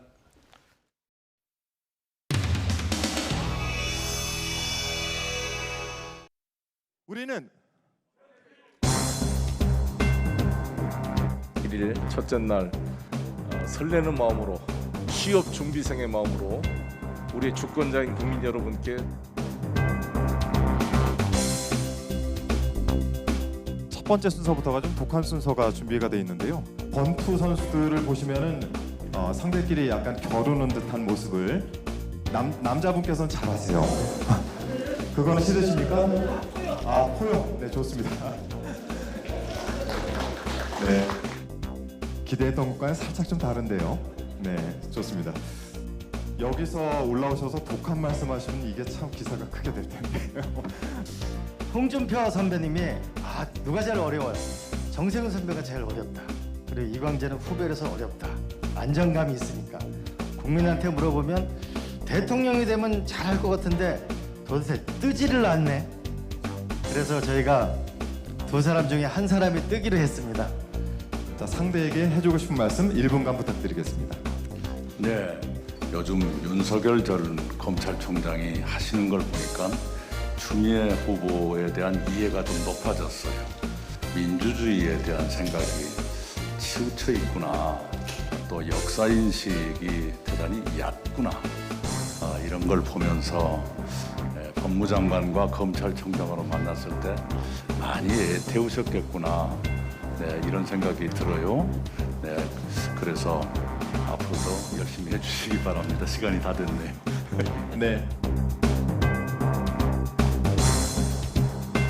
1부는 아주 훈훈한 분위기로 진행이 됐는데요. 2부는 꼭 훈훈하지만은 않을 것 같습니다. 현 정부에서 가장 실패한 정책을 꼽으라면 뭘 꼽으실 건지 궁금하고요. 주택 정책에 회한이 많습니다. 가격이 너무 많이 올랐어요. 너무 많은 정책을 남발했는데 아직도 안정이 되지 않고 있습니다. 김수현 실장, 김현미 장관이 여러 가지 애를 쓰셨겠습니다만 애써 공급에 아무 문제가 없다고 몇 차례를 얘기하신 겁니다. 모든 후보들이 다 이거 실패 1번으로 잡고 있는 것 아니겠습니까? 그 두 분의 그런 실책에 대해서 뼈아프게 생각하고요. 이 조국 사태가 청년 세대에게 좌절감 줬다는 평가를 받으면서 이 여당의 재보선 패배 요인으로 꼽히는데 이 후보님들의 관련 생각 여쭤보고 싶습니다. 손을 잠깐 들고 계셔 주시겠어요?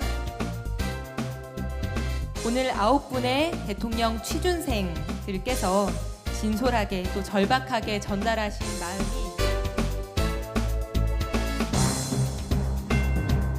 더불어민주당 예비경선 국민 면접을 앞두고 그 면접관 패널 3분을 확정했습니다. 까다롭게 전달할 수 있도록 하는 취지에서 3분의 면접관을 섭외하였고요. 김경률 회계사는 진보 진영에서 활동하다가 최근 여권의 비판적인 입장을 취하며 본인이 하고 싶어 하는 질문을 하는 구조는 아니고요. 200분의 국민 면접관 분들이 다양한 질문을 제출하실 텐데 중요한 그런 질문들을 대신해서 이제 질문하는 됐을까요? 기자님들 감사합니다.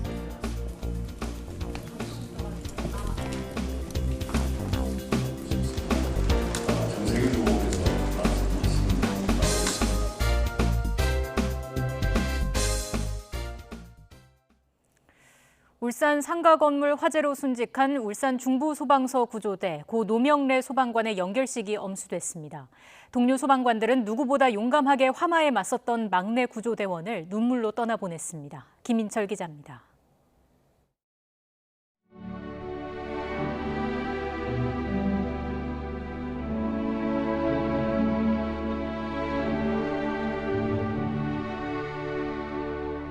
태극기에 쌓인 고인의 관이 들어오면서 시작된 고 노명래 소방관의 연결식. 고인의 영정을 앞에 두고 오열 속에 이별식이 진행됐습니다. 함께 화마와 싸웠던 동료들은 믿음직했던 고인을 기억하며 애도했습니다. 애타게 구제의 손길을 기다리는 생명을 구하기 위해 사이렌을 울리며 너는 언제나 달려갔었지. 사랑하는 동료 명래야.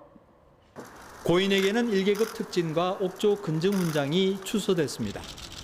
문재인 대통령은 조전을 통해 고인의 희생을 애도하고 가족을 위로했습니다. 연결식은 울산광역시장으로 음수됐습니다. 그 길을 숙명으로 여기고 위험 속에서도 임무를 다했던 당신은 영원한 소방관이십니다. 특전사 부사관 출신인 고인은 지난달 29일 새벽 울산 상가 건물 화재 진압 중 불이 갑자기 번져 중화상을 입고 병원으로 이송됐다가 이튿날 순직했습니다. 고 노명래 소방관의 유해는 대전 국립현충원에 안장됩니다. YTN 김인철입니다. 지난달 21일 오후 9시쯤 대구 중부소방서 소속 소방관 A씨가 상사의 갑질을 호소하며 3층 높이의 소방서 옥상에서 투신해 크게 다쳤습니다. A씨는 부서 상급자인 B씨의 과도한 업무 지시와 모욕적인 발언으로 평소 다른 직원들에게 고통을 호소해왔고 최근 우울증 치료를 받아왔던 것으로 알려졌습니다. 이명박 전 대통령 부부가 서울 논현동 사저를 공매 처분한 한국자산관리공사 캠코를 상대로 무효 소송을 내고 법원에 집행정지도 신청했습니다. 이 전 대통령과 부인 김윤옥 여사는 오늘 서울행정법원에 캠코를 상대로 공매 처분 무효 확인 소송을 내고 1심 결과가 나올 때까지 사저 매각을 멈춰달라는 집행정지를 신청했습니다. 오늘 오전 10시 10분쯤 전북 고창군 중흥리 부안 우체국 창고에서 불이 나 우체국 직원 35살 A씨가 2도 화상을 입고 인근 병원에서 치료받고 있습니다. 또 창고 건물 전체와 우체국 건물 2층에 있는 복분자 착즙 작업장이 불타 소방서 주산 8천만 원 상당의 재산 피해가 났습니다. 오늘 오전 11시 반쯤 충남 금산군 추부면의 한 교차로에서 4.5톤 화물차와 승용차가 충돌했습니다. 이 사고로 차량에 끼어있던 승용차 운전자 70대 A씨가 심정지 상태로 구조돼 병원으로 옮겨졌지만 숨졌습니다. 전국민주노동조합총연맹이 내일 집회를 강행하기로 한 것과 관련해 경찰이 해산을 포함해 엄정하게 대응할 것이라고 경고했습니다. 앞서 민주노총과 산하단체는 내일 서울 도심에서 전국 조합원 만여 명이 참가하는 불법 집회 개최를 예고했습니다. 수도권에서는 새로운 거리두기 적용이 일주일 미뤄지면서 여전히 식당과 카페에서는 밤 10시까지 4명까지만 모일 수 있습니다. 기대감이 컸던 자영업자들은 실망감을 드러냈고 밤 10시가 넘어서는 야외에서 4명 이상이 모여 술판을 벌이기도 했습니다. 손효정 기자가 취재했습니다. 밤 10시가 다가오자 어김없이 퇴장을 알리는 노래가 울려 퍼집니다. 지금은 우리가 헤어져야 할 시간, 다음에 또 만나요. 최근 확진자가 급증한 수도권에서는 식당을 비롯한 다중이용시설에서 자정까지 2시간 더 6명까지 모일 수 있게 한 새 거리두기가 일주일 미뤄졌습니다. 재료도 2배 준비하고 일할 사람도 구했던 자영업자는 허탈하기만 합니다. 10시에서 10시 2시간은 너무 차이가 크거든요, 저희한테는. 그래서 이제 저희는 이제 준비도 많이 놓고 인력도 많이 이제 계속 구하려고 하고 있었는데 갑자기 그래 버리니까 저희도 이제 붕 뜬 거죠, 지금. 반년 만에 4명이 넘게 모이는 약속을 잡았던 시민도 아쉽기는 마찬가지입니다. 잡았다. 오늘도 솔직히 잡았는데 갑자기 변경되는 바람에 좀 인원도 축소가 되고 그리고 또 이렇게 시간도 10시까지밖에 안 돼서 약속도 좀 축소돼서 아쉽긴 한데 클럽 등 유흥주점은 집합금지 조치가 유지돼 문을 열지 못했습니다. 서울 마포구의 한 공원입니다. 지금은 영업 제한 시간인 10시보다 1시간이 더 지났는데요. 식당이나 카페에 갈 수 없는 시민들은 이런 공원 같은 야외 공간에 모여서 이야기를 나누거나 술을 마시고 있습니다. 마스크를 쓰지 않은 건 물론 6명이 모여 술판을 벌이기도 합니다. 서울시 단속에도 아랑곳하지 않습니다. 자, 선생님들 빨리 일어나 주세요. 오늘 근데 4분 넘게 나오셨잖아요. 만났어요, 우연히. 이제 들어가시는 건가요? 들어가야죠. 얼굴로 들어가야죠. 백신을 한 번이라도 맞은 사람은 야외에서 마스크를 벗을 수 있게 됐지만 누가 백신을 맞았는지는 알기 어려워 단속에 한계가 있습니다. 그 사람이 맞았는지 안 맞았는지에 대해서는 확신을 못 갖고 있고 또 딴 사람들의 의해서 전염될까 봐 그런 부분들이 염려되는 거죠. 방역 당국은 다음 주 중반 확진자 추이를 지켜본 뒤 수도권 지역에 새 거리두기를 적용할지 결정할 방침입니다. YTN 손유정입니다. 코로나19 하루 신규 확진자가 826명을 기록했습니다. 1월 이후 가장 많은 확진자 숫자입니다. 비수도권 대부분은 사적 모임 인원을 8명으로 확대한 상황에서 해수욕장 개장이 잇따르고 있어 방역당국은 촉각을 곤두세우고 있습니다. 정재훈 가천대 예방의학과 교수 화상으로 연결해서 자세한 이야기 나눠보겠습니다. 교수님 나와 계시죠? 네, 안녕하세요. 네, 하루 신규 확진자가 6개월 만에 최대치를 기록했습니다. 현재 상황 어떻게 진단하십니까? 네, 대유행이라고 판단하기는 아직 이른 면도 있습니다만 저는 분명히 지금 확산세가 5번째 유행에 가깝다고 생각을 합니다. 우리나라 유행을 정리를 해보면 대구에서 1차 유행이 있었고 작년 8월에 2차 유행이 있었고 연말에 전국적인 유행이 있었고요. 이때까지는 명확하게 유행 시기를 구분할 수 있었습니다만 지역사회 확산이 계속되면서 올해 3, 4월부터는 확진자가 다시 증가하는 경향을 보였습니다. 이때부터는 확실히 3차 유행 때와는 다른 바이러스형이 주를 차지했었는데요. 최근 들어서는 델타 바이러스가 비율을 급격히 늘리면서 확진자가 증가하고 있어서 바이러스의 종류만을 볼 때에는 5차 유행에 가깝지 않나 이렇게 생각을 하고요. 그나마 다행인 점은 고위험군 백신 접종이 완료가 되고 있어서 사망자가 이전처럼 급증하진 않을 것이라는 것이고 걱정은 델타 변이는 확산 속도가 매우 빠르다 이런 것이 되겠죠. 네, 5차 유행이라는 표현도 해주셨고요. 이런 와중에 해운대를 비롯한 부산 해수욕장이 어제 전면 개장을 했고요. 충남 해수욕장도 내일 개장을 합니다. 방역 차원에서 우려스러운 부분은 없겠습니까? 네, 저는 방역에 있어서 하나하나의 개별적인 사건이 유행을 촉발한다고 보진 않습니다. 지금의 유행 급증도 변이 바이러스가 유입이 되고 사회적 거리두기에 대한 피로감이 커지면서 확산이 증가하고 있는데 거기에 큰 영향을 준 것은 작은 완화 조치들이 여러 개가 쏟아지면서 마치 7월 1일부터 과거로 거의 돌아갈 수 있다라는 신호를 국민들에게 드렸기 때문인데요. 해수욕장 개장도 그 자체가 매우 위험하진 않지만 여러 개 조치들이 지금 현재 맞물리고 있기 때문에 시너지 효과가 날 수는 있습니다. 예, 일단 물론 해운대의 경우에는 마스크를 꼭 착용해야 하고 음식 섭취 시간도 지정을 해놨는데 이것 외에 추가적으로 어떤 대책이 좀 필요하겠습니까? 네, 저는 그래도 마스크 착용이 매우 중요하다라고 보는데요. 마스크 착용은 비용도 적게 들면서 매우 효과적인 방법이기 때문에 가장 나중까지 유지해야 되는 방역 대책이고요. 그래서 부산의 대책은 그나마 적절하다고 보고 예. 효과를 체감하기 어렵더라도 과학적으로 또 방역 측면에서는 마스크 쓰기, 그다음에 사회적 거리두기 이런 기초 방역 수칙을 준수하는 게 무엇보다 중요합니다. 기본적인 방역 수칙을 준수하는 게 중요하다 말씀을 해주셨고요. 이번 주말엔 또 미국 독립기념일인데 미군들이 그 미국 기념일마다 해운대에 쏟아져 나오곤 했거든요. 이 부분도 역시나 방역 당국으로서는 좀 불안할 수밖에 없는 요인 아니겠습니까? 네. 미군은 그래도 백신 접종이 완료가 되어 있기 때문에 다른 해외 입국자와는 상황이 조금 다르다고 볼 수는 있고요. 네, 그렇지만 미군 중 상당수가 1회 접종 백신인 얀센 백신을 접종한 경우들이 있고 백신의 감염 예방 효과가 뛰어나긴 합니다만 델타 변이 바이러스에 대해서는 감염 예방 효과가 조금 떨어지는 경향들이 있거든요.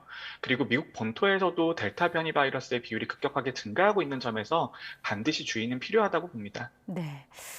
그리고 지금 보면 부산과 충남의 경우는 거리두기 단계가 완화가 돼 있는데 자칫 수도권의 확산세가 전국으로 퍼질 수도 있지 않겠느냐 이런 우려의 목소리도 있습니다. 여기에 대해서는 어떻게 보세요? 네, 수도권은 유행 증가가 이미 가파른 상태이고 과거의 경험을 보면 수도권의 유행이 다시 전국적으로 퍼지는 경우들을 많이 보아왔잖아요. 예.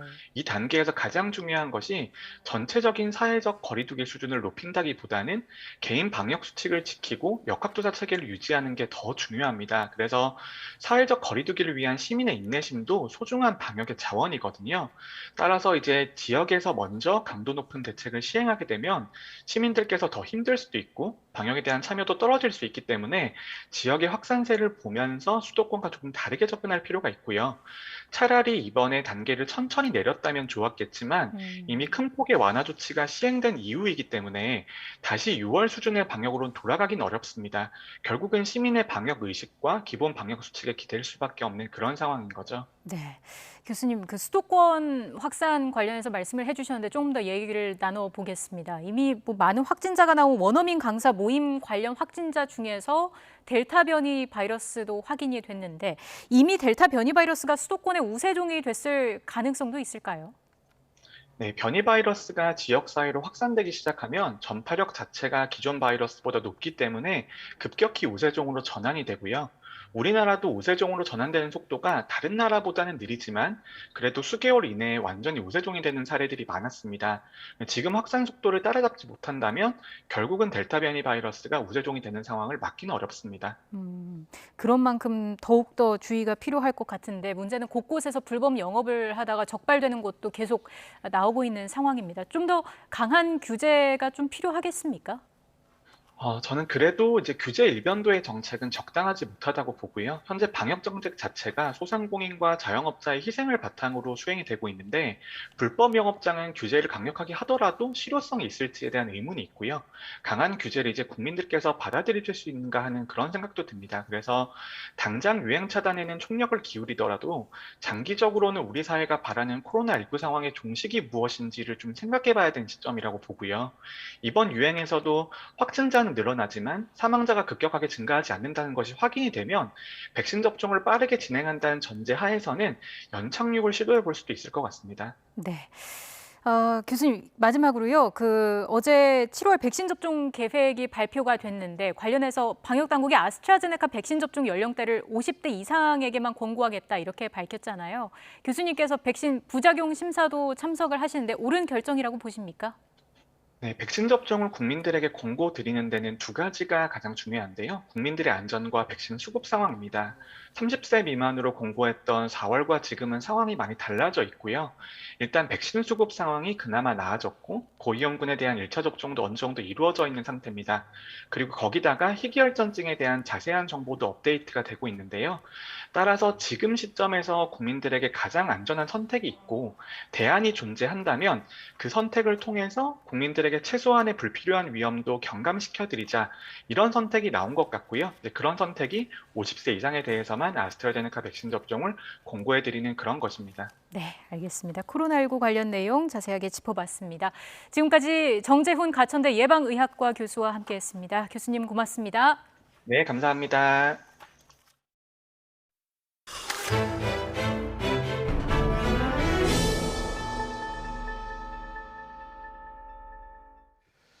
정부는 추경으로 시장에 돈을 풀고 한국은행은 금리 인상으로 돈을 걷어들이는 정책, 이 엇박자 논란 속에 홍남기 부총리와 이주열 한국은행 총재가 조찬 회동을 했습니다. 무슨 말을 주고받았을까요? 권남기 기자가 보도합니다. 재정 당국을 이끄는 홍남기 경제부총리와 통화 정책을 책임지는 이주열 한국은행 총재가 만났습니다. 최근 정책 엇박자 논란이 계속되는 가운데 배석자 없는 조찬 회동을 마련했습니다. 네, 박수라도 한번 하시죠. 이번 회동에서 두 경제수장은 정부 재정 정책은 당분간 2차 추경과 같은 확장 기조를 유지하고 한국은행 통화 정책은 경제 상황 개선에 맞춰 완화 정도를 조정해 나가기로 했습니다. 이는 정부는 추경으로 돈을 풀고 한국은행은 금리 인상으로 걷어들이겠다는 각자의 정책을 다시 한번 확인하는 수준에 그친 것으로 풀이됩니다. 카드 캐시백과 같은 무차별적 현금성 지원 정책이 기준금리 인상 움직임과 엇박자란 기존 논란을 해소할 만한 새로운 얘기는 거의 보이지 않는다는 평가입니다. 사실상 전 국민 재난지원금에 가까운 형태의 지원을 통해 확장적인 재정을 하는 것이 통화정책과에 충분히 조율되지 않은 상황으로 보이기 때문에 이런 가운데 33조 원 규모의 추경으로 소비가 늘면서 물가 인상 압력이 커지면 금리 인상 속도가 빨라질 수 있다는 전망이 나옵니다. 은성수 금융위원장은 아예 금리 인상을 전제로 시중은행장들에게 위험에 대응하라고 경고하기도 했습니다. 재정과 통화 정책의 충돌이란 우려가 여전한 가운데 정부 예측대로 하반기엔 소비 진작과 물가 안정이 동시에 이뤄질 수 있을지 주목됩니다. YTN 권남기입니다.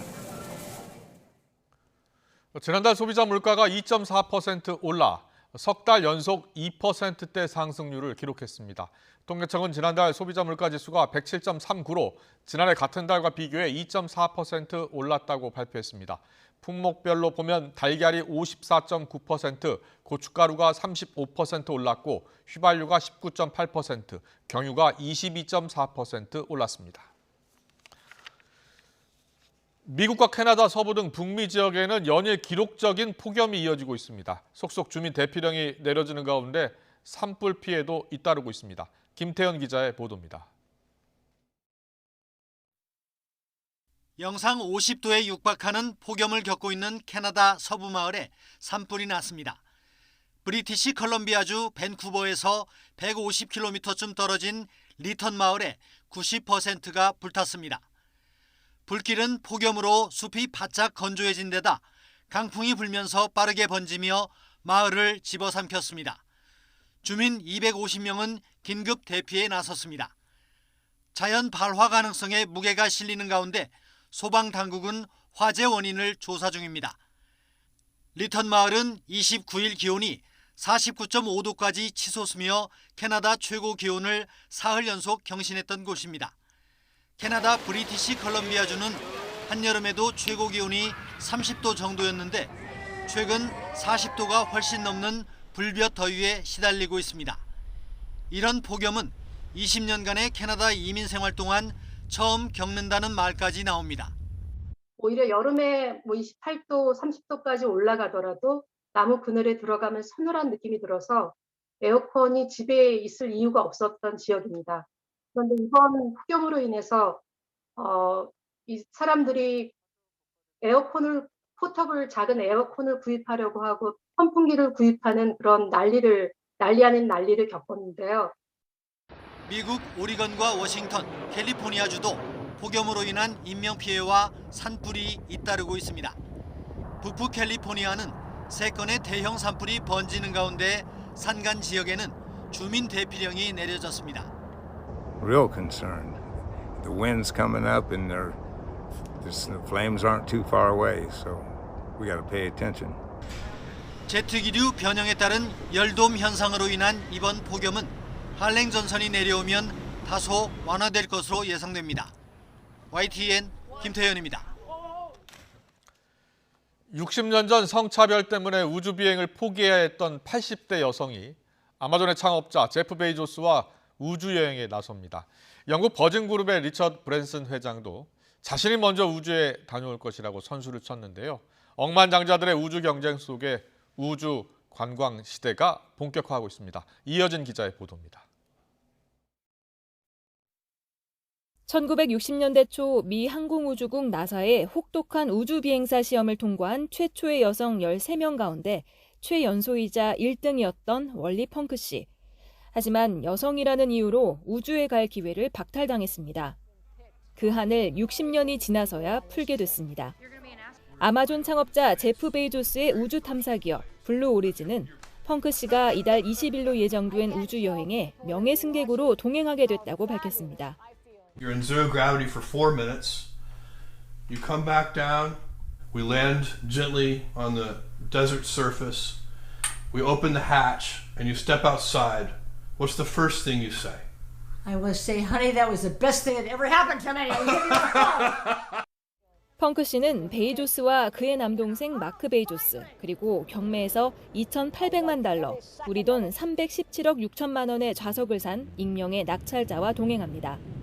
이들은 미국 최초의 우주비행사 앨런 셰퍼드의 이름을 딴 로켓 뉴 셰퍼드를 타고 10분간 우주권으로 여겨지는 고도 100km 상공에 다녀오게 됩니다. 뉴 셰퍼드가 우주로 가는 7월 20일은 아폴로 11호가 인류 최초로 달에 착륙한 지 52주년 되는 날입니다. 82세인 펑크 씨는 우주 여행에 나선 최고령자 신기록을 세우게 됩니다. 이 같은 소식이 전해지기 무섭게 영국의 억만장자 리처드 브랜슨 버진그룹 회장은 자신이 세운 버진 갤럭틱의 우주선을 타고 오는 11일 우주 여행을 한다고 발표했습니다. 베이조스보다 9일 앞서는 겁니다. 애초 브랜슨은 다음 시험 비행에 탑승할 계획이었지만 베이조스를 이기기 위해 일정을 앞당긴 것으로 AP통신은 분석했습니다. Astronaut 001, Richard Branson. I'll be evaluating the customer spaceflight experience. And when we return, I will announce something very exciting to give more people the chance to become astronauts. 버진 갤럭틱은 11일 이후 2차례 더 시험 비행을 한 뒤 내년 본격적으로 우주 관광 서비스를 시작할 계획입니다. YTN 이어진입니다.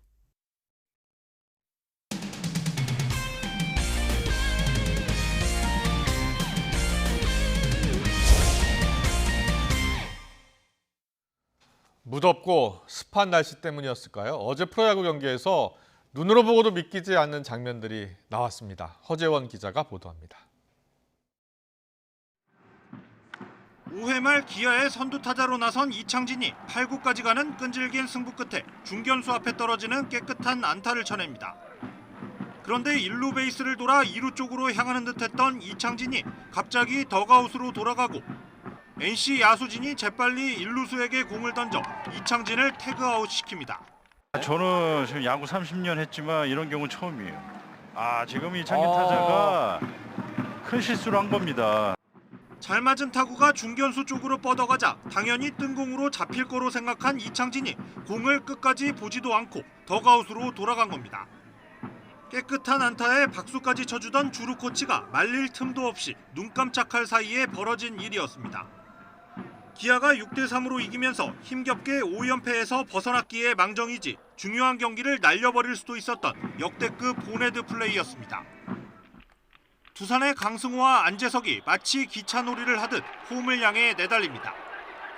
거의 동시에 홈을 향해 몸을 날리는 싱크로나이즈드 슬라이딩을 보여줍니다. 자칫하면 지금 추월할 뻔했거든요. 기다렸다가 안재석이 함께 따라간 장면이 됐고요. 두 명의 주자가 동시 슬라이딩. 심판은 먼저 들어온 강승호는 세이프, 이어 들어온 안재석은 아웃이라고 선언했습니다. 두산은 둘 다 세이프, 하나는 둘 다 아웃이라며 비디오 판독을 요청했는데 3분에 걸친 판독 끝에 우승 쪽은 두산이었습니다. 한화 포수 허관회가 공을 잡아 태그한 건 이미 홈플레이트를 터치한 강승호의 달이었습니다. YTN 허재원입니다. 장마를 앞두고 무더위가 기승을 부렸습니다. 오늘 경기도 의왕의 기온이 34.4도로 전국에서 가장 더웠고요. 서울 기온이 31.8도까지 오르면서 올해 최고 기온을 보였습니다. 주말인 내일은 전국에 지각장마가 시작되겠습니다. 비가 내리며 무더위는 주춤하겠지만 시작부터 강한 비가 쏟아지겠습니다. 휴일까지 중부와 호남, 남해안과 제주도에 많은 곳은 최고 150mm 이상의 폭우가 쏟아지겠고요. 영남 지방에 30에서 80mm의 비가 예상됩니다. 특히 내일 밤부터 모레 오전 사이 벼락과 돌풍을 동반한 시간당 50mm 이상의 매우 강한 비가 내리겠고요. 오후부터 해안가와 제주도에는 강풍이 몰아치겠습니다. 지금까지 날씨 정보였습니다. 네, 이어서 이브닝 뉴스가 방송됩니다. 시청해주신 여러분 고맙습니다.